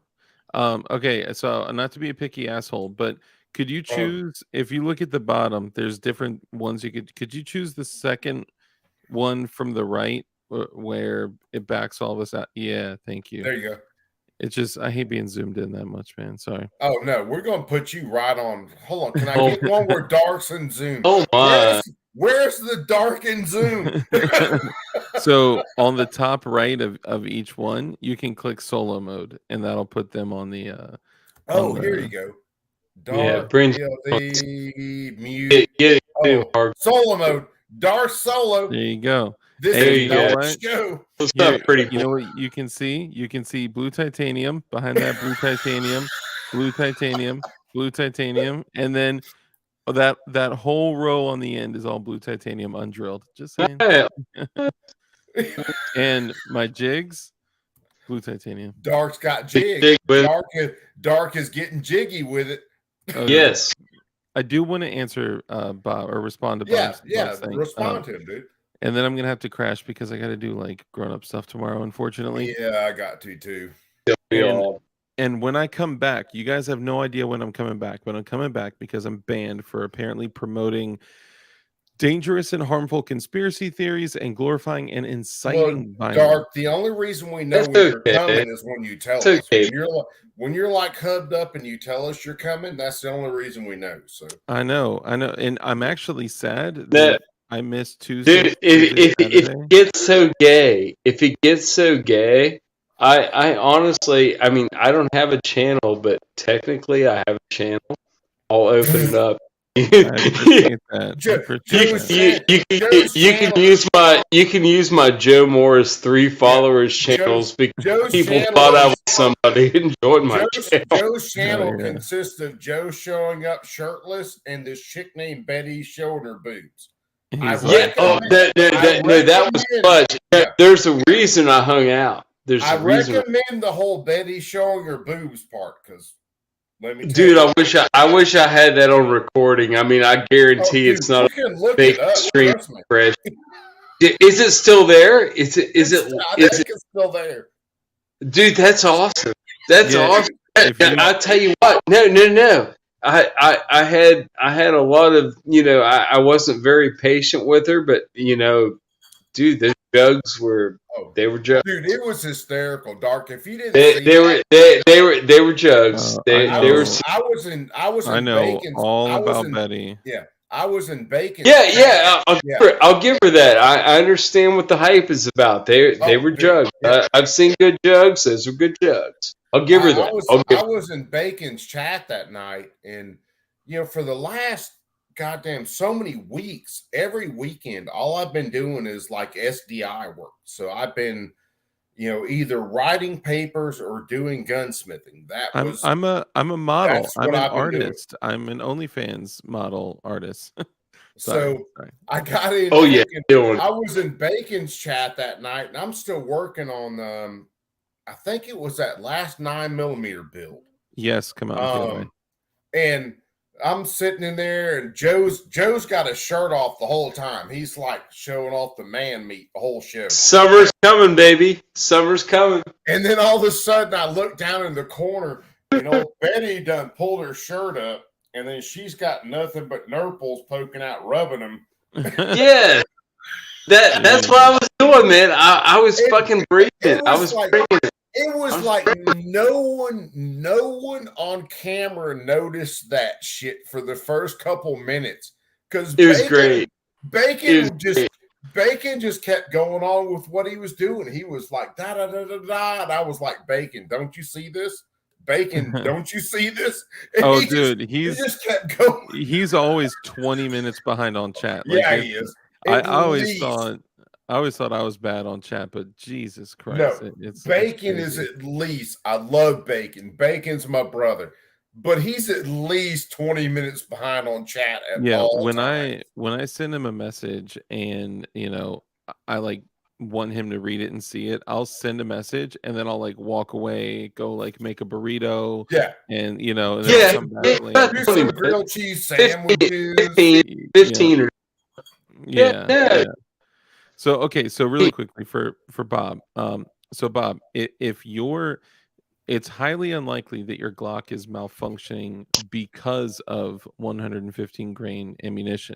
Yeah. Now, if it's did I say manufacturing malfunctioning? I'm sorry.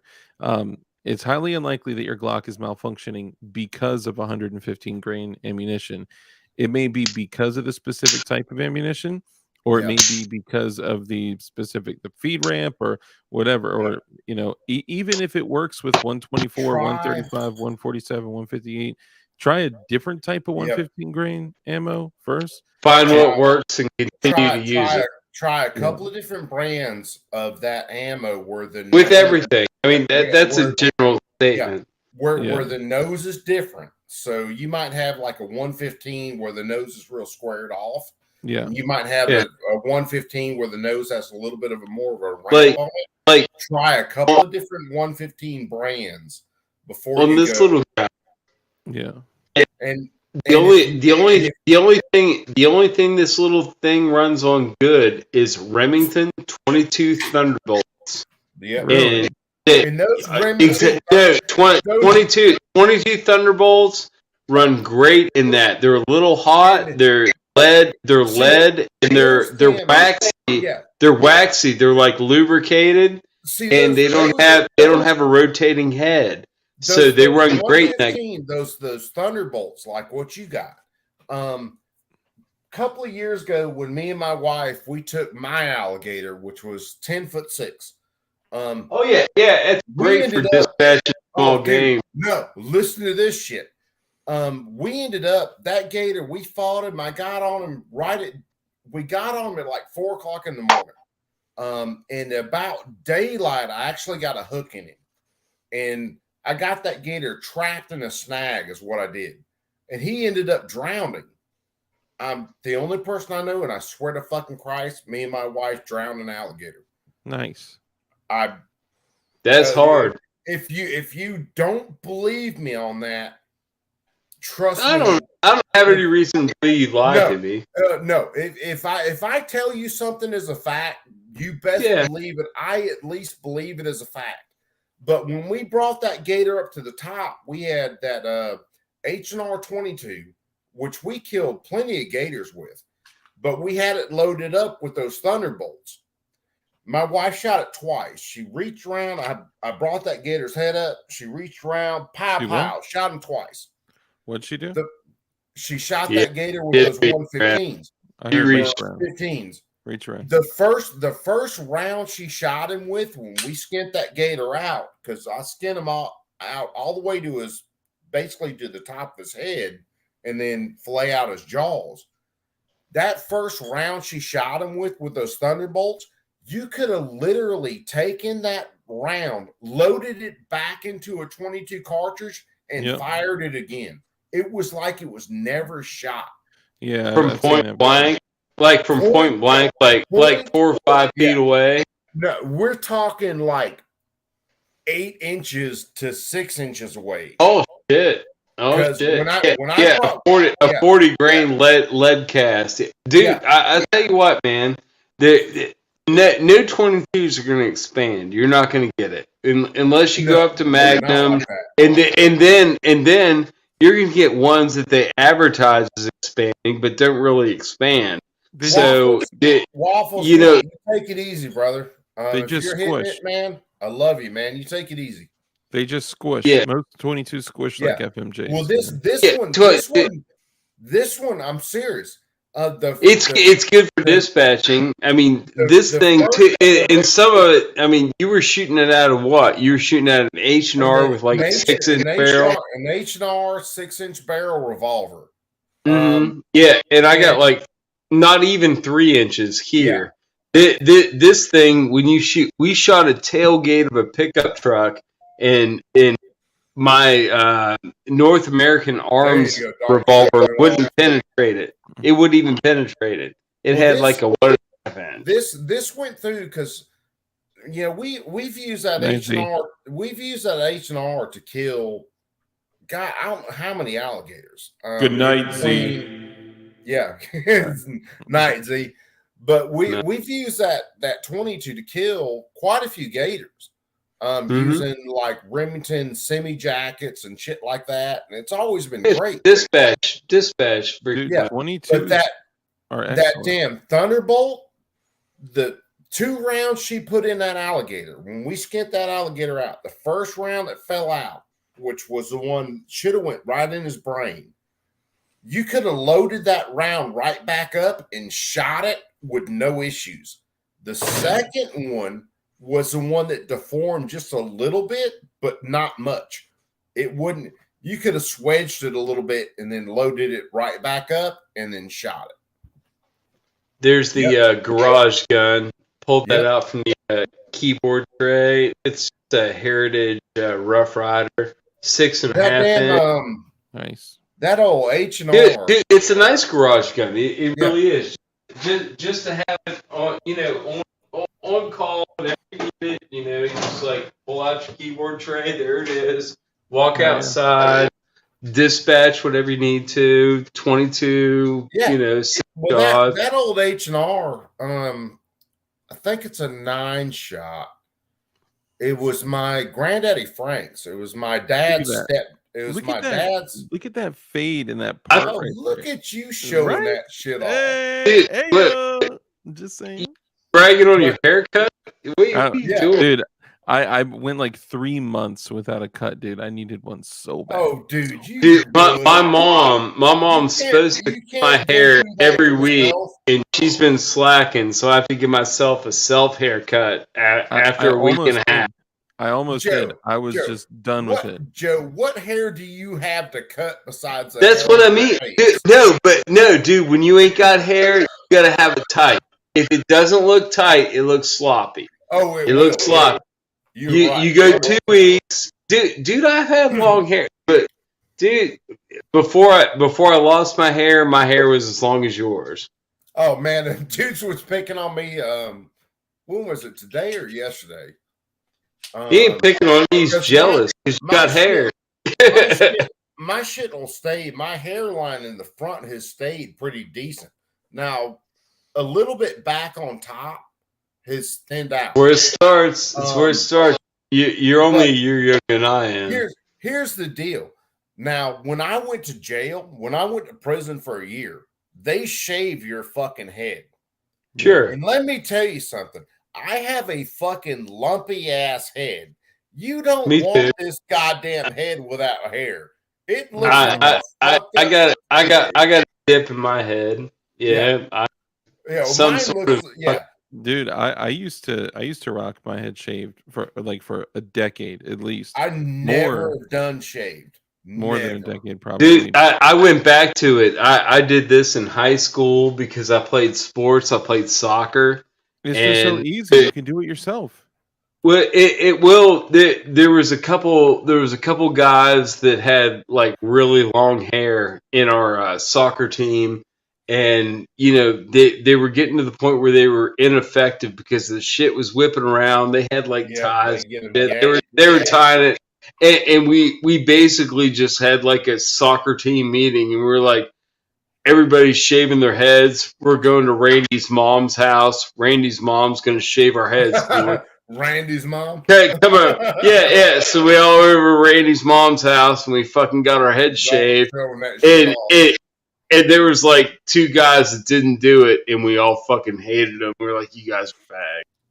Dude, hey, let me just say before I got to go because now I got to poop. Yep, you got to.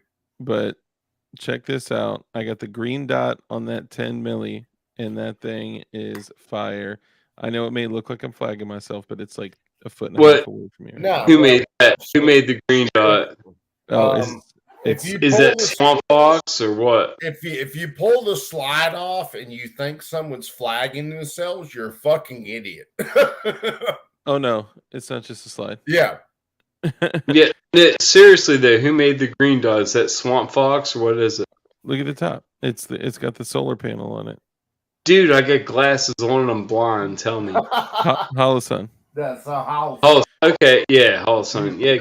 If you see that solar, dude, I'm like totally all in on primary arms. Like when I look for a new object now, I look to see what Primary Arms has to offer compared to what I want, and I see if they have something. That 1 to 6 freaking ACSS reticle that I put on my freaking PTR 32. That thing is a freaking gem. It's I got my mom for not quite $300. Yeah, it's fucking. I got my mom the Swamp Fox I've got on my 17 that I run on my what people call a war belt. I've wrapped that freaking optic off of barriers. I've racked it off my belt. Just trying to beat it up. So when my mom wanted to get her carry gun, I was trying to talk her into one. She ended up getting that Ruger, and then ended up getting one of the Swamp Foxes for that one. It's I can't remember the size of that Swamp Fox. Dude, So it's basically it's damn near a single stack on that. Oh, Ruger. that's the Liberty Justice Sentinel. That's the Sentinel. Sentinel. Yeah, Yeah, they Liberty- made me the Sentinel because that Ruger is the it's not 407. it's It's the not the RMSD. Security 9. It's something like that though. Yeah. So, but I showed her because my mom's got carpal tunnel in both hands, and it's always been bad on her. And mine are getting to where I can like type on my computer and my hands will go numb. I gotta go. I'm gonna lose the poop. I love you guys. We love you too, Dark. Go lose right. the poop. Yeah, Right. yeah. I'll see you guys. Harness Hey, I'm still man. banned. I'm still banned, but I'll be back soon. Love you. Dark. Dark. Okay, Take it's care. okay. Fight the turtle. Yeah, Dark. Take care of baby girl. If you hear that one, you should hear it later. But take care of baby girl, brother. But yeah, my mom, she got that 1.9, that Ruger, because she's got bad carpal tunnel in both hands. Mine are getting to where I can like on a stream tonight, I can go to type 2 like fire, and I can fire order. I can like, hey, dude, and my fingers will go numb. But Do you, she do you, got that. do you have she got that. do you have diabetes, Coop, at all? No. Do you, No. you don't deal with diabetes? No. Okay. No history for like my mom's into the family. No history of my uncles. I'll put it that way. My uncles. Well, it's they in my were it's all, in my family, and Yeah. I've go get checked out for other reasons. But that's yeah. My mom, 50 reality. It's probably Yeah. going to pop. my uncle's like the one that just died this last little bit. The one I got, there were it was funny. My aunt, his sister came up, and my mom had been taking care of my uncle for the last couple of years. He would have lost a lot of his leg from like the knee down if my mom hadn't worked on his foot so much. Yeah. And then there was a situation where my mom and dad went out of town. I was taking care of my uncle, and dude, I'd have to post pictures of it. If you've never seen gangrene, No, we've had family members that have lost limbs. Like my mom's cousin, she kind of like was a shut in for a while. Yeah. And she was a shut in because she was fine. I mean, she had mental illness. This was have you ever heard of the Trans Allegheny Lunatic Asylum in West Virginia? No, not actually. No. It was one of the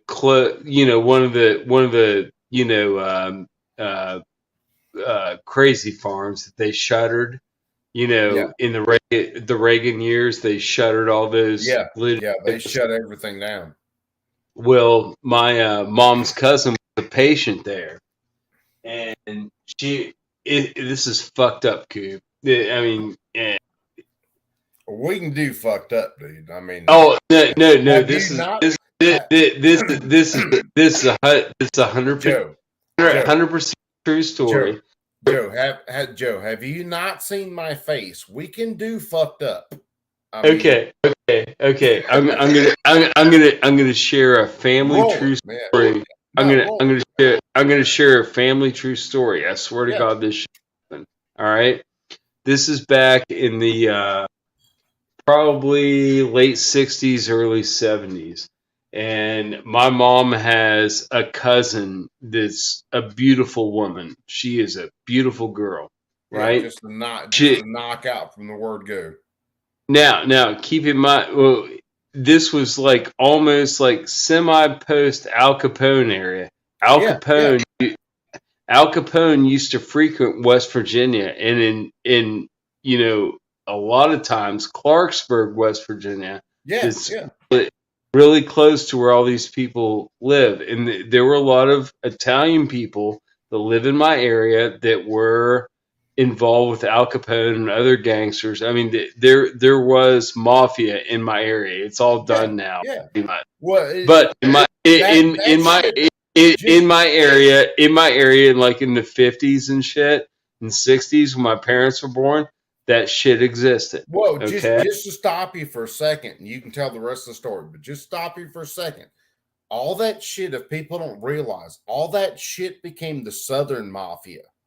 And they started out down there. They ran through fucking Georgia into It started in New England. Alabama. It started in New England, and it filtered down. It filtered down, and it filtered out too. But mainly the main shit that they were running here was like bootleg wine and freaking. They had tunnels. Dude, they had tunnels under the main. They had tunnels under the main streets where the freaking courthouse was. Yeah, And like wine running tunnels. They were running wine and bootleg whiskey, beer, all that shit. And this is Al Capone. There's like, they kind of have like little plaques here and there when you go into certain buildings. What are you talking Like Al Capone was here. He did this, whatever. Like little brass plaques on buildings when you go into certain buildings in town. It's that real. And freaking go ahead. Snoring Rich, yes, dude, I find you absolutely fucking hysterical.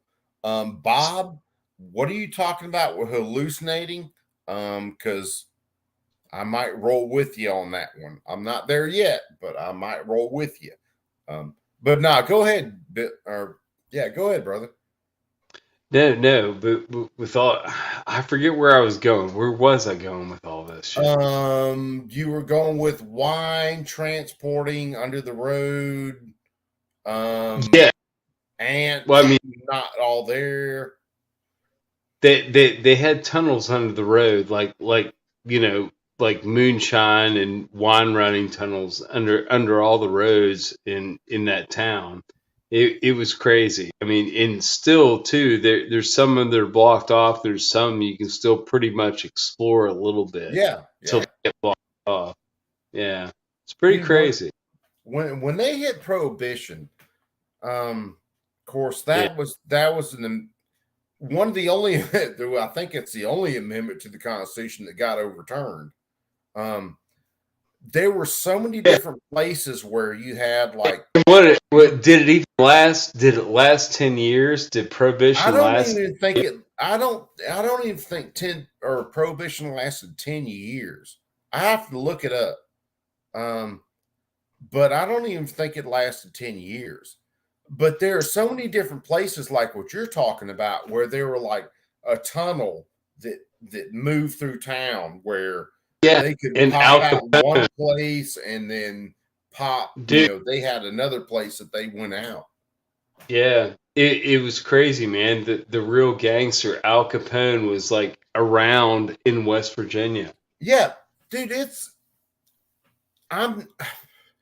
I study like a lot of gun control history.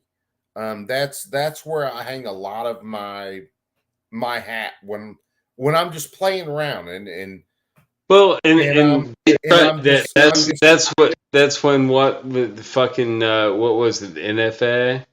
Oh yeah, but I look at a lot of this shit, and I remember, I was doing some of my college classes. I might have been finishing up my associate's degree, and one of the chicks that was in there with me, she wrote a paper on what was going on at the same time that was kind of paralleling what I did. And I didn't realize it.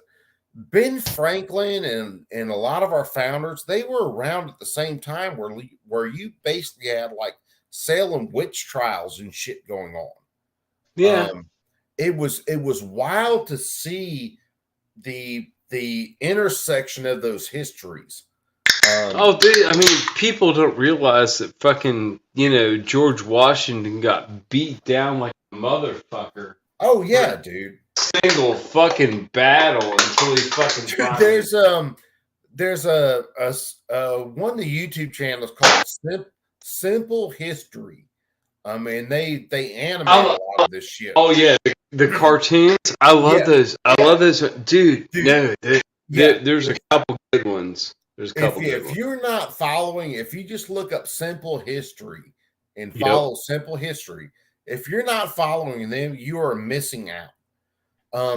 Dude, it makes it easy for kids. It does. I was watching a bunch of their shit the other day, and my daughter came in. My daughter's 6 years old. And so she jumps in my lap, and we're watching some of it. And my daughter makes some comments, and she got down. She went to go do whatever she was doing. Now, my son's 3. Now, he jumps up on my lap later.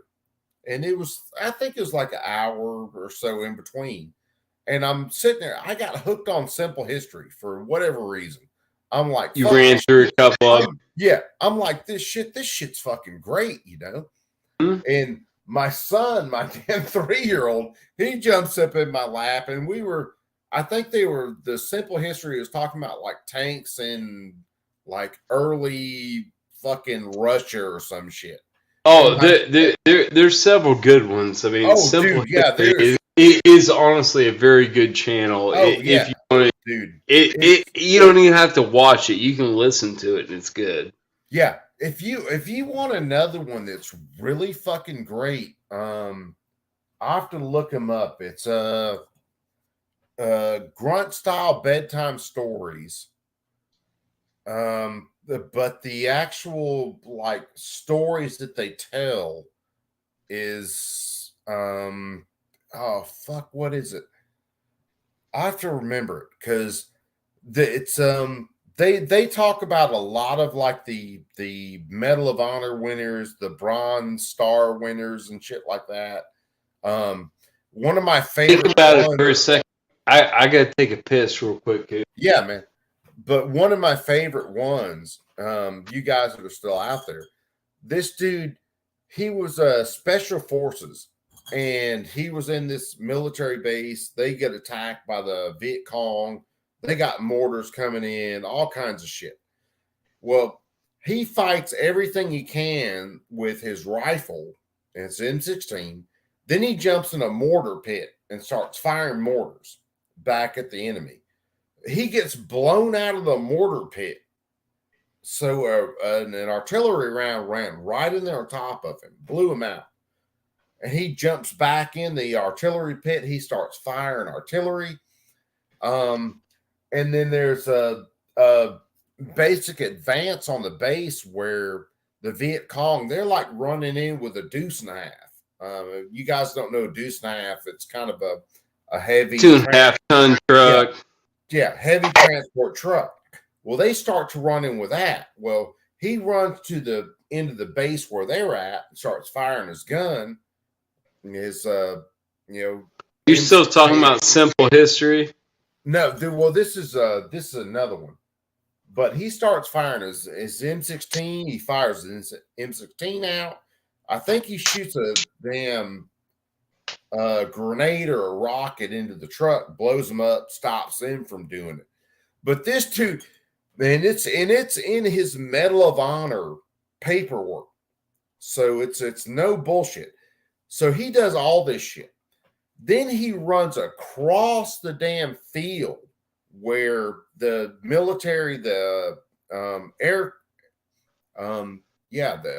assault. They've run napalm through the damn valley. They've done all kinds of shit.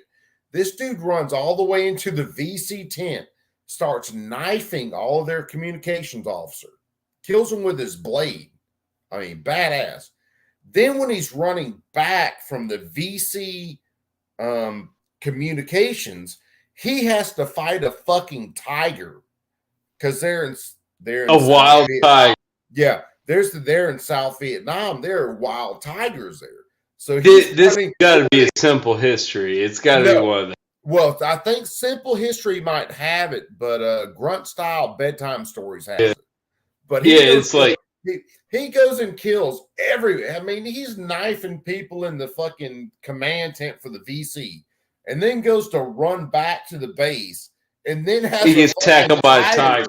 Yeah, has a tiger jump on his ass. He fights the fucking tiger off, runs back to the base. Oh yeah, dude, and it's. If you, I've read his actual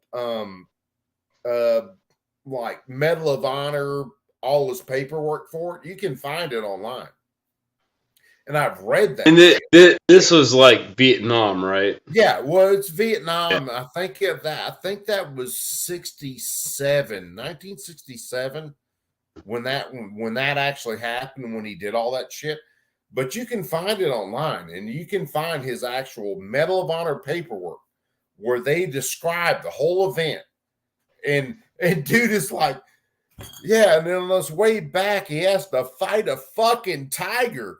And dude, I lost my shit. I was laughing so hard. It is awesome. I mean, that's like straight chat. Freaking insane. Well, I'll tell you one that's very personal to me. That's very true. My Uncle Bobby was a Marine in Vietnam. He served 3 tours in Vietnam, and got pronounced dead once. That's a whole other story by itself. But years later, I was probably 16, 17.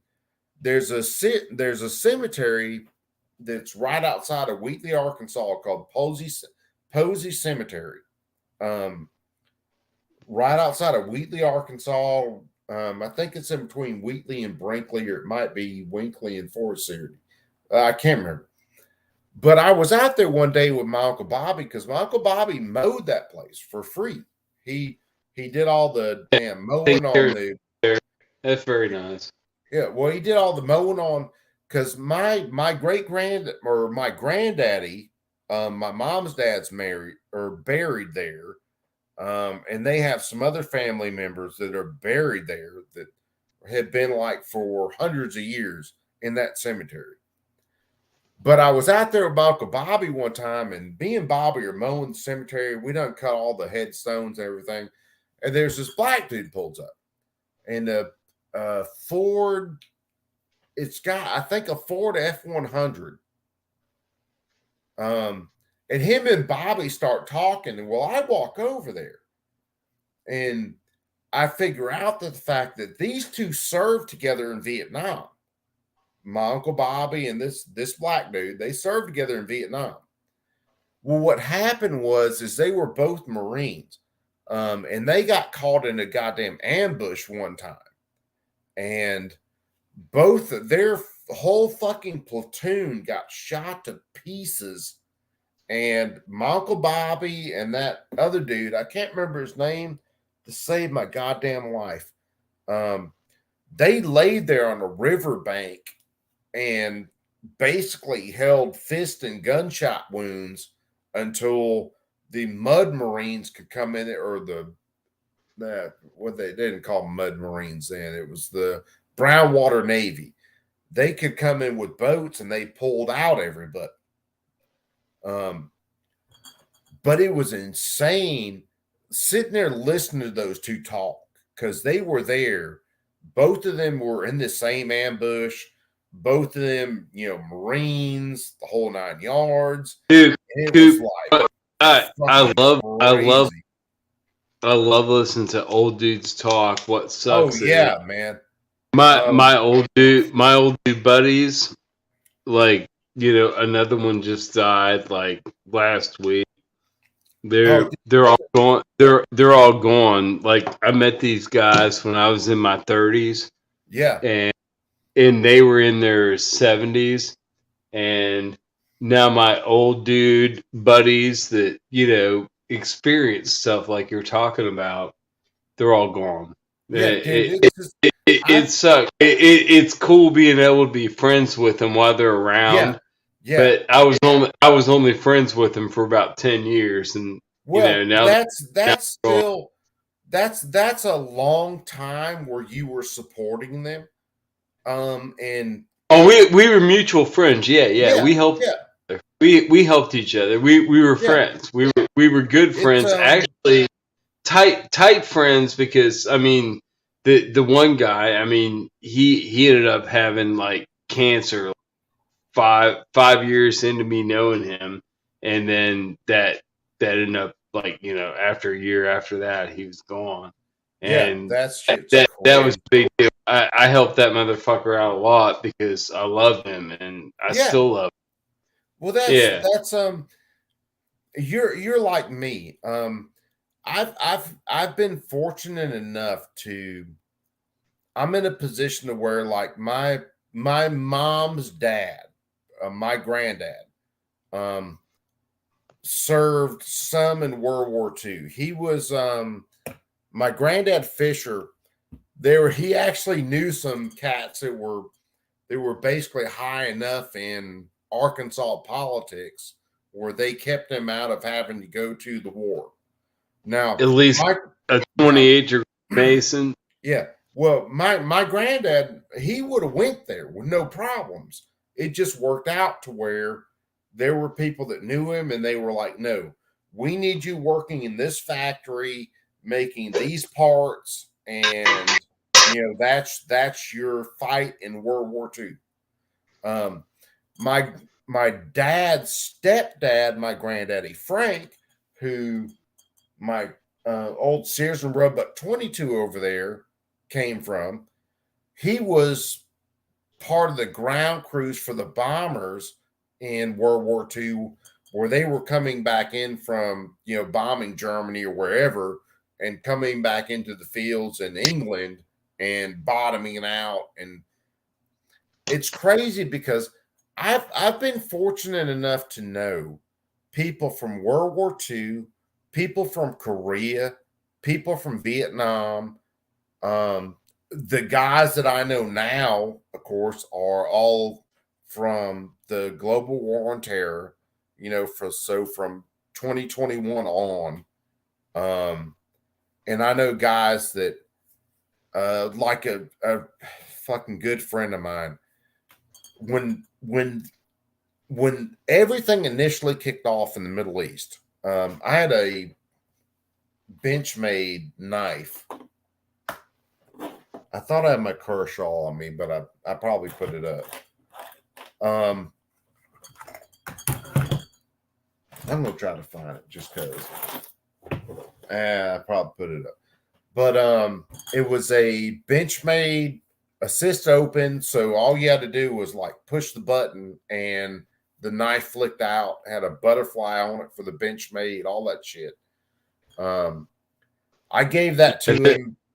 I gave that shit to him and told him, I was like, "Look, brother, in a year," because they did year contracts. I was like, "Look, in 1 year, tell him to bring it back. Yeah, bring it back." Yeah. Well, I told him, in 1 year, dude, I want to see this back in your hands, and we'll work from there. But I want to see it back in 1 year in your hands. And he said he wore it on his damn plate carrier up front, to where he could get to it easy. He had a piece of damn 550 cord through the handle and everything. And he did. From 1 year, just about 1 year from the time I told him that, James was back and handed me that knife. Now, I told a couple guys similar stuff, man, when they went off. Like, my couple buddies went off to Air Force. They actually did very well for themselves. Yeah. And my one buddy went to the Army. He did his 20. He's out. And that's good. He's working the VA, but he's out. He still gets his pension. My buddy James was there.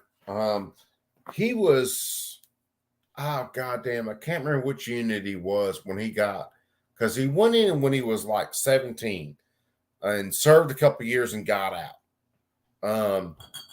And some of his stories are funny as shit. him and a buddy his went through Ranger training, and he told me he was like they'd be like fucking back to back and some bullshit. And he said the fucking basically like the red line was is stuff like dripping down the crack of your ass. And it's if you know these dudes, you'll know it. And he was like, they'd be back to back, fucking just sucking.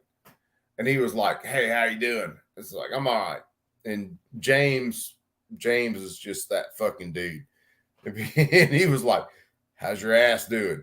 He's like, dude, it's dripping out the crack of my ass. He's like, okay, it's time to give up. We're done. If it's dripping out the crack of your ass, we're done. But that dude, man, I love that motherfucker to death. I never would have imagined him going in the military like he did, because when he was younger, he was like a fucking germaphobe. If he got his hands on something, he was like washing his hands and sniffing, but he's that fucking dude. Me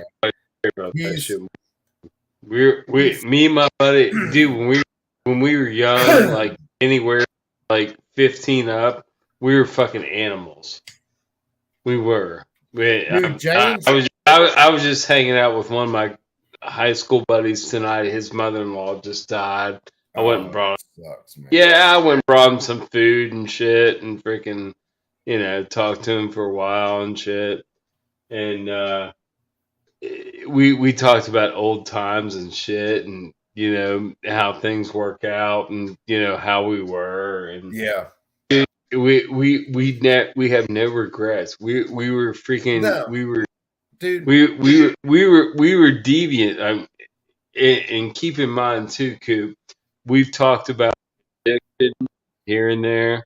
This is one of my buds that still has an addiction problem. Like, dude, I never had one because I didn't go down that road, but like a couple of my buddies did, and he's one of two that went down that road.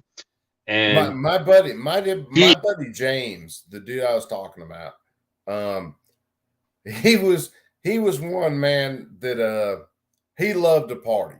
If you put a drug in his face and he thought it'd feel good, my buddy would do it. Oh, it don't matter. Drugs, alcohol, whatever. Yeah. But it don't matter with my boy. Watching him, when he got called to actually go into the original invasion and the GWAT, because he was with. Keep in mind too. My buddy's rolling a freaking blow and go, right? Yeah. Like so he's driving a blow and go, right? So he knows his limitations. But once he's at his house, then then it's all up in the air, yeah. And he was being super good, like why his mother-in-law just died like 2 nights ago, and I went over there. I went over there tonight to freaking give him a little comfort and give him some food and shit, and freaking hang out for a minute and drink a couple beers, and it was all good, and he seemed like he was in control. He was actually being it's sad to say a good boy, but I'll be honest with you. When I grew up with these guys, I kept these motherfuckers out of trouble. I was always the voice of reason. I was always the fucking shepherd. I was the one that kept them in line. Yeah. And they still recognize it, because if I tell them something, like I was like, dude, you shouldn't do that. He's like, all right, dude, I won't do it anymore. They still actually it's weird. Yeah, well, it's you run through that. I talked to a friend of mine, and they know wholeheartedly that I mean them no harm. I'm trying to help them. They understand it.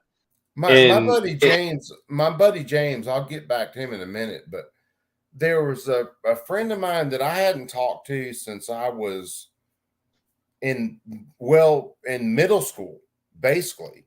And then me and her started to touch base on Facebook. Been a couple years ago.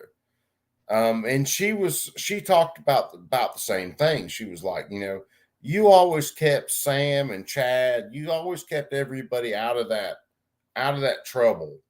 We got into some trouble, but I was always the one that was like, I mean, you're the same age. You're the same age I am. When we grew up, they didn't have cell phones, they didn't have fucking security cameras, unless it was at a bank. I could tell you, you probably heard wild stories when I was on Discord here and there. You probably heard a wild story or two, but you can't do that anymore. That doesn't exist. No, man. It's you look at like me and you. If you're a kid, you're just a few months older than me. But you look at it. The first push button phone that I saw was when we got to Germany in 1990. 1990, I think, was when it was. That was the first like push button phone that I saw. Other than that, it was the whole fucking your parents move it around and and your parents were in the military. Yeah, my dad was Army. He was in 26 years my dad was in the Army. He retired as a sergeant major. In 26 years we lived in like 28 different places or some shit like that. So that like there was a school in Washington State. We got up there in early, maybe mid 80s, and I was in one school for probably, I don't know, 4 months or so, and then it was like pow. We only moved across the base, but when we moved across the base, it was an automatic. I had to go to a different school. It was always funny with that. But my buddy James, when I was telling you about, he come back from Iraq, the initial employment. He brought me my damn Benchmade back, just like I told him. Because I was serious, man. Because I love dude. It was like, look, man, here's this Benchmade. In 1 year, however long your deployment is, I want to see this motherfucker back in my hand with your goddamn face. Are those damn knives overpriced, or really that good? That knife is overpriced, but I didn't pay for it. You know what I mean? Yeah, I do like them. I think they have good designs, but are they really that good, or are they? I'll say this. That knife, I can't remember the actual number designation of the knife, but you remember it had a butterfly on it though. Yeah. It was big. My girlfriend at the time, her mom and dad, her mom was like straight off the boat Korean, and her dad, he married her Khan. You gotta watch the Koreans, man. Yeah. Well, honestly, dude, I almost like tried to have not a Japanese wife, a Chinese wife one time, maybe a Korean wife. Dude, the structure, the structure behind trying to have I will an Asian wife. It's all about freaking, importing their parents. Like my girlfriend at the time, Kim. Even if you find a girl you think is good, it's still importing their parents. It's a lot, man. My girlfriend at the And time, it's not free. None of it's no, free. no, None of it's my girlfriend at the time, Kim, me and her have been off and on for quite a few years. I mean, it was one of those things. We were off and on for, I don't know, 6-8 years or whatever. When she got pregnant, from me and her were kind of an off and on point, and Is she an American girl or a national? no, she was half Korean from the word go, so she got both ends of it. But Is she? the But dude, is she American or is she a foreign national? no, well, she was American.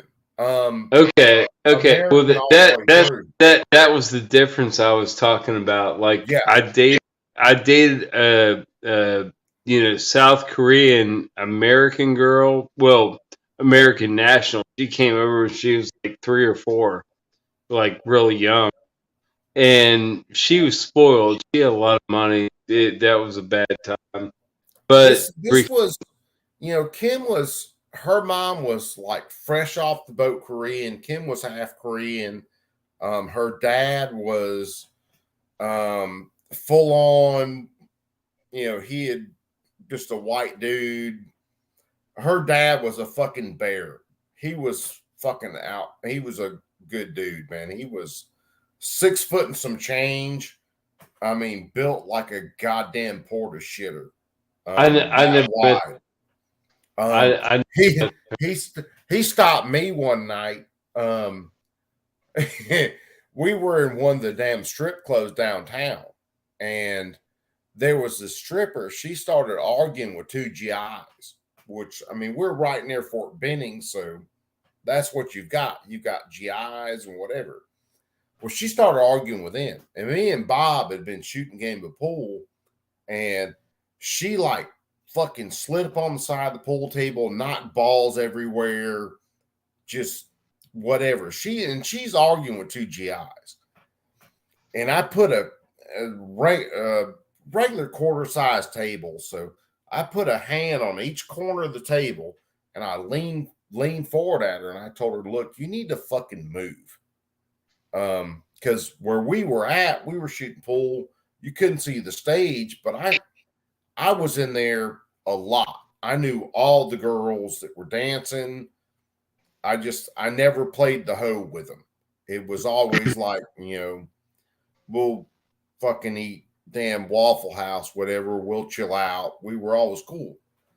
But I put a hand on each corner of that pool table, and this chick took the damn cue ball, brother, and palmed it, wrapped her hands around it, or wrapped her fingers around it, and then slammed it right into my fucking head. And it just split. damn. Dude, it split my eye open. And I was at the dude. I hope some of your homeboys were strangers. Oh no, dude. She did that. She's sitting on, so you got roughly 8-foot table at that point. Are you dealing with like you're a foreigner and they're a national? No, dude. So it doesn't matter what they did. They're in the right and you're in the wrong. No. This was, dude, I had seen this chick dance before, and I'd thrown some change at her. But my whole thing was, when I went to that club, I would run right to the bar. I would grab a $20 bill, and I would grab like $10 in quarters. I'd grab a Corona, and then the rest that was left over in quarters, I'd throw in the pool table. So I didn't even do anything with the chicks dancing on stage. I knew them, and I would talk to them when they were off stage. We'd shoot shit, but I wasn't sitting there like throwing money at them all night.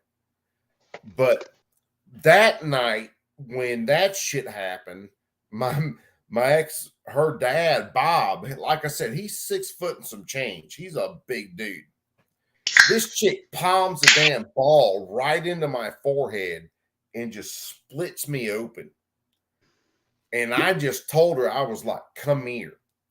And Bob grabbed me and she took out the front door with like 2 GIs right there with her. I messed around. I got away from Bob and I ran towards the front door, fucking slammed the table over. This was during what? What was this? This was a fucking Saturday night.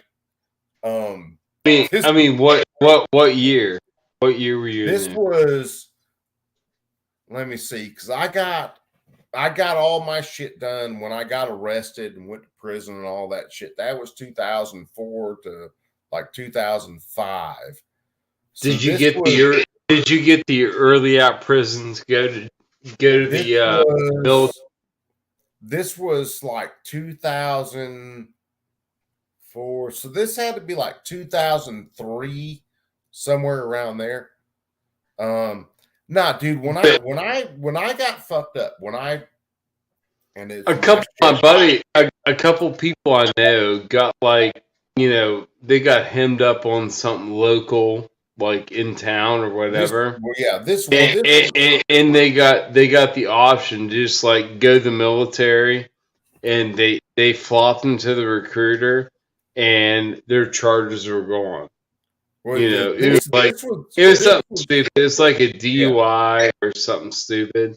And this was local. I was, and I've told it on one of my streams before. I was at a party I never should have been at. 2, I was coming down off a lot of pain meds for my back that I'd been prescribed by doctors. It wasn't just me like snorting shit. This was doctor prescribed. And then the party I was at, a dude hit his wife. And I don't do well with people hitting women. But me neither, unless they weigh more than me and they're way mouthy. Yeah, well, there's rules to it. There's caveats. There's caveats. Yeah, there's definitely caveats to it. But this one she was a lot smaller than the dude. Now, she was talking some serious shit. And I should have, because I was drunk as shit. I should have just went back there and said, fuck it, and let them handle it. But when he hit her, and I was way too out of it to even do it, I got in his face. Yeah. And from there, I don't remember almost any of it. I remember people saying, hey, he hit her. I remember her back by me. I remember getting up. I don't remember what happened from then on. We've talked here and there, Coop. Do you remember? I don't know if I've ever talked to you about that night that my buddies had a party and the guy ended up dead. You told me some about that. You didn't get into the whole thing, but you told me some about it. Dude, I was so lucky. I was so lucky that my parents grabbed. That was the dude. He got killed. The other dude shot him with a shotgun, wasn't it? No. They bludgeoned him to death, okay, and then they ended up drowning him. Dude, I was a young kid. I was like maybe 17, 18, probably 18. And it just so happened that me and my buddy were grounded that weekend for what we did like a week before, whatever you told me about that. Yeah. So we weren't at this party, and this party was happening, and they invited this guy that ratted on a couple other guys for like stealing a bunch of shit from a freaking. I'm gonna keep going. I'm gonna snag a beer real fast. Go ahead. I remember you telling me about some of this. Oh yeah. It was so fucked up, dude. It's unimaginable. It's crazy. But tell me when you're back from your beer.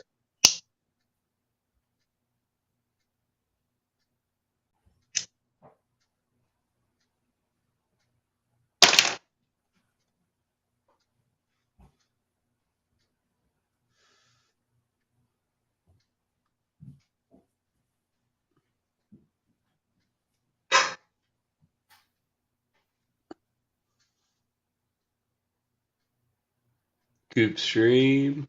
Still roll. Coop comeback.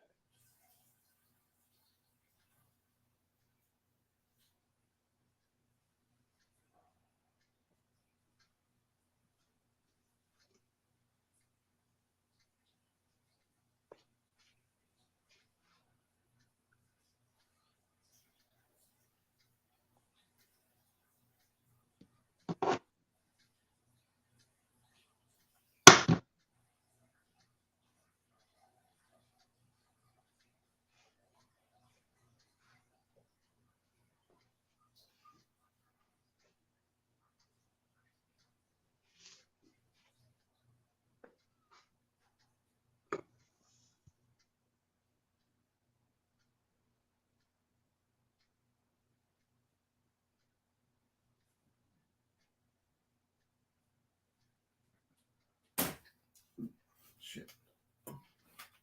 Nah, roll on, Joe. I got you. Hey, man. What were we talking about there? No, you were talking about the dude you're with. They ended up like beating a dude or bludgeoning a dude to death. Oh yeah. It was horrible. It was fucking. I mean, it was insane. So these guys, when I'm in high school, like 17, 18 years old, yeah, they invite this guy to a party, right? And they know that this guy is like ratted them out for like some theft that they did from like a business in town. All right, yeah, and they know all that. Yeah, we're They, still alive. yeah. They Sunflower. There still should be a link in the chat if you want to jump in it. Jump in it. Sunflowers doesn't want any part of this conversation. It's evil. Probably. Dude, no, it's so dark. It's so dark. It's gonna go really bad. No, so yeah, hit it up, brother. Yeah. So me and my buddy are grounded. We can't go to this party, but when this party happens, they freaking invite this guy that ratted him out for stealing some shit from, a local business. Yeah, like some and, yeah. And they invite him there for the purpose of beating his ass, right? They get him drunk a little bit and then they beat his ass, but they get too far. They go way too far, dude. Like they were beating him to the point where he was like freaking like making gurgling sounds before they picked him up and put him in the trunk of a car and moved him down the road, not too far from where the house was, and fucking threw him over a fucking railroad trestle, fucking bridge into the water, and he was still making sounds down there. Yeah. So they finished crushing, dude. They crushed his head with a rock. That's the man. This dude, motherfuckers did this at 17 and 18 years old, and the guy they killed was about 22 years old. Yep. Dude, have you been that's fucked up. That's really fucked up. I'm so glad I was grounded that night because if I was there, I would have shot my friend Larry, the guy that was doing it. I would have shot him. Have you been following this case out of Florida the other day where there were three guys? I think the youngest one was 12, the oldest one was 17. And they freaking took a car, 2 girls and 1 dude, and they freaking killed them and then like pushed their car off into a damn swamp. Kids are crazy. Kids are crazy these days, and we weren't that crazy those days. But that guy in particular that killed that guy, he was fucking crazy. He talked about Satan. No, he talked about Satan all the time. He was kind of getting weird on us, and we were kind of trying to distance ourselves from him. Like me and my buddies were like, "We're gonna leave Larry alone. Larry's acting weird. He's being weird." And then that shit happened. And my buddy was there. He was traumatized as fuck Oh, I because bet he was, man. dude, he was there and Larry made him help him fucking put the body in the fucking car and fucking go dispose of it. Yeah, And dude, that's my buddy was free and clear as far as, like judgment involvement. judgment. Yeah, he was free and clear. Larry got like goddamn about 15 years. He's out, and he's out right now. Yep. That motherfucker's out right now, and dude, he killed that guy with a rock, crushed his head. It's fucking insane. Oh yeah, dude, it's fucking off the damn walls. That's insane. like this case down in damn Florida. I didn't know about it till yesterday, probably late in the evening. And what it is these three dudes. The youngest one's 17, or no, the youngest one's 12, I think, and the oldest one's 17. And they just took these people, man. They made a deal like they were going to do some damn ecstasy or whatever. And when those younger dudes showed up to them, they fucking killed every one of them. I mean, no respect, no nothing, just fucking dusted them. Dude, and that was situational awareness, man. I'm on hardcore every time, everywhere. Every time I leave my house, situational awareness. You have to be on it. If you're not on it, you're freaking behind it. Yeah, dude. If you're not on something like that, like freaking Sunflower, you leave your house. If you don't leave your house ready for some to jump on you, and they do, at least something. I mean, this is all today. I mean, I took this out. Honestly, I carried this thing for 3 hours today, and I felt so underpowered. I was like, I'm not going to do that again. That I felt so uncomfortable because I was under. That shit's crazy, dude. Well, I mean, I've got like a lower groin hernia shit going on. So dude, carrying my ex called me. We'd been together, fuck man, at least a year or so. And she called me and was like, man, there's stuff going on and I can't handle this. And no. And when I went to Walmart, Coop, what was I faced with? I was faced with at least 3 or 4 people with hair color that's not natural, like blue, green, purple, whatever.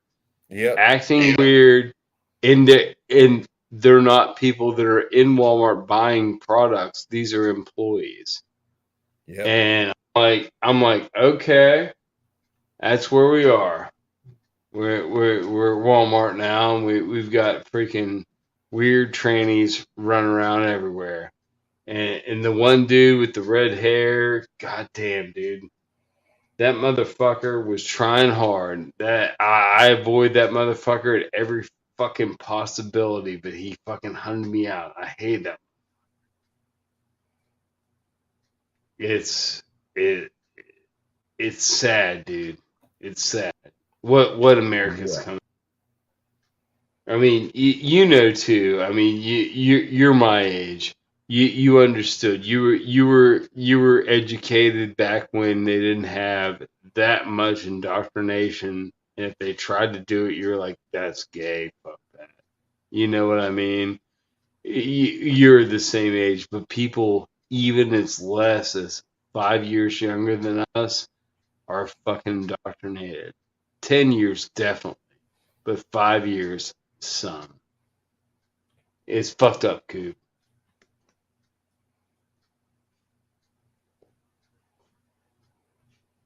That's my rant. I'm sorry. I didn't mean to get too dark on you.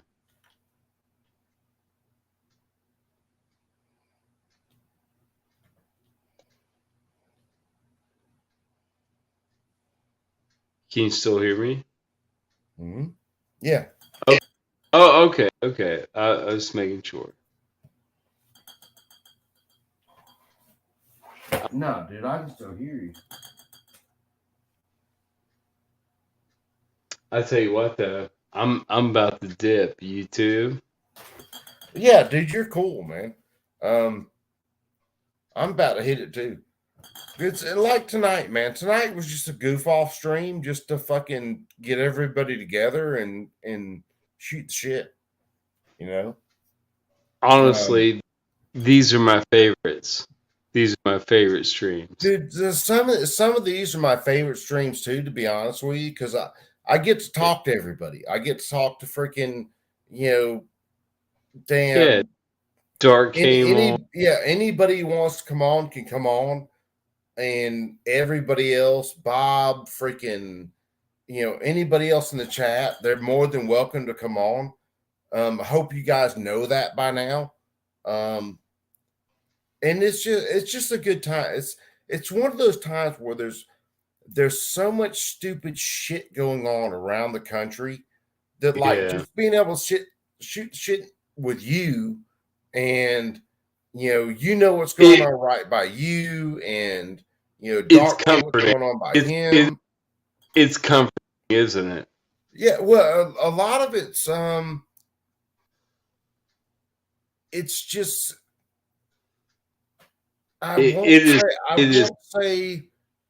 won't say like company, but it's just being able to connect with everybody. I'll say that.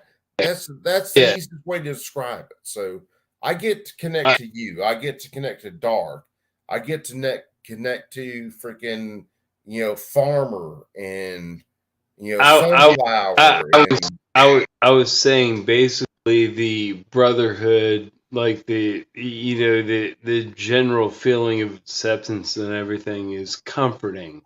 It's well, it's not. Yeah. I'll say this because it is nice because you feel love when you're making comments or you're talking live. There is some of that love. I mean, you feel it too.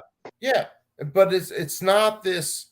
I'm right and everybody's got Not at all. act. The way I expect them to act. It's very fluid. Which is what I love about this stuff. Feelings tend to conform too. I mean, through the flow you're right about that.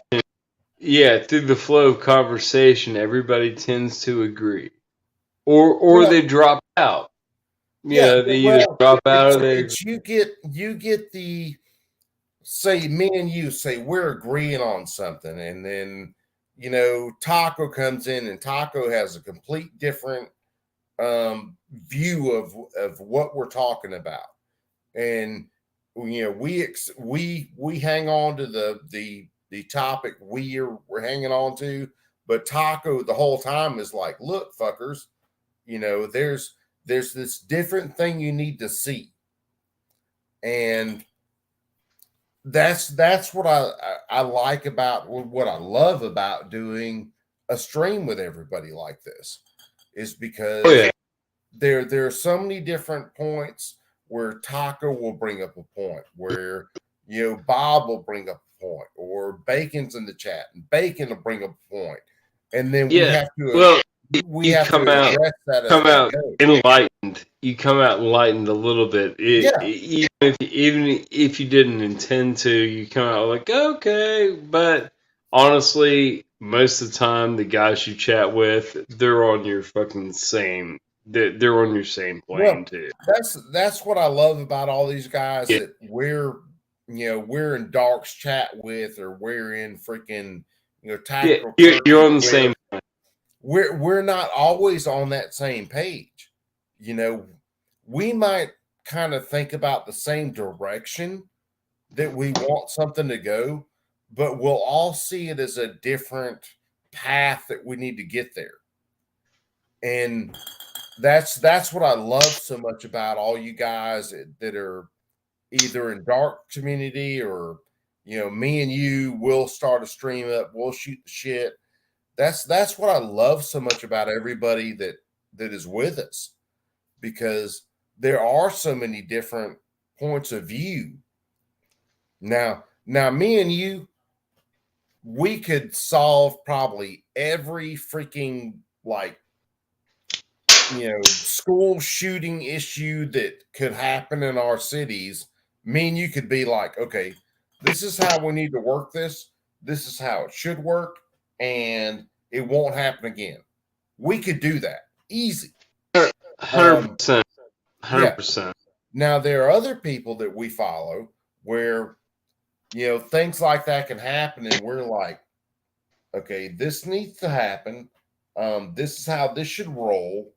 And they're like, but what about freedom or some shit? And we're like, well, the freedom's on the ass end of this. If you do this, then there's no issues with freedom.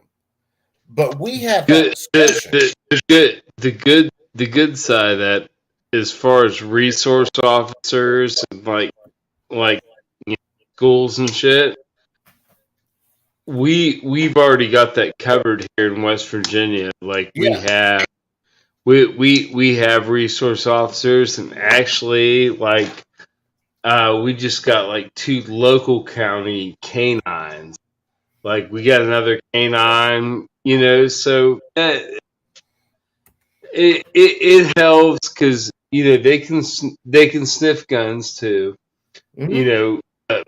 I think I guess they just sniff like on burnt powder or whatever, but they'll get tagged into it's like anything else. It's like taking a dog that we hunt raccoons with, and you show them a raccoon, and then next minute you tell them, hey, look, brother, if it's a baby out there, if it's a rabbit, you need to go ahead and grab that rabbit.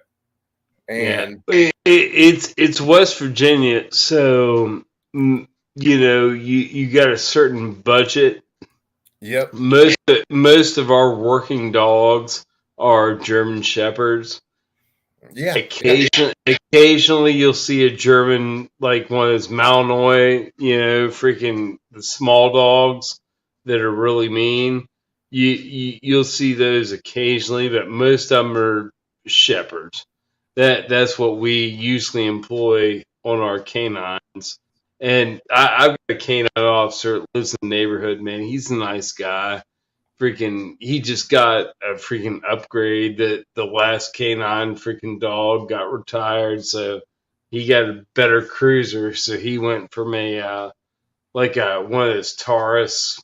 They do a thing for the dogs, like on the the driver's side, like right behind them. If it's a dog car, they have it's like a plastic base and bottom, floorboard, and they put there's like a water bowl in there and some other shit, and they have like a fan that goes on for them when they're in the car for a while. But he just got an upgrade from the last dog that got retired, so he got an SUV. So now he's got the big dog freaking SUV. He's doing good.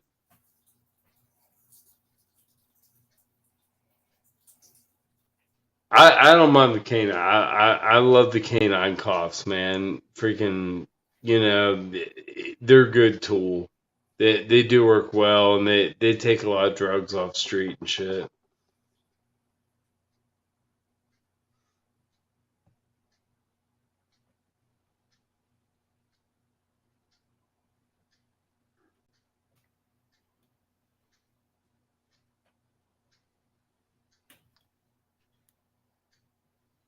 Are you dipping? Or are you just like hanging your head low?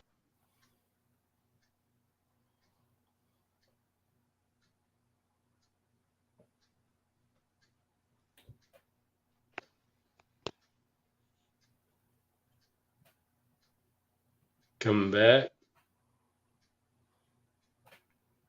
All right. Dipping out.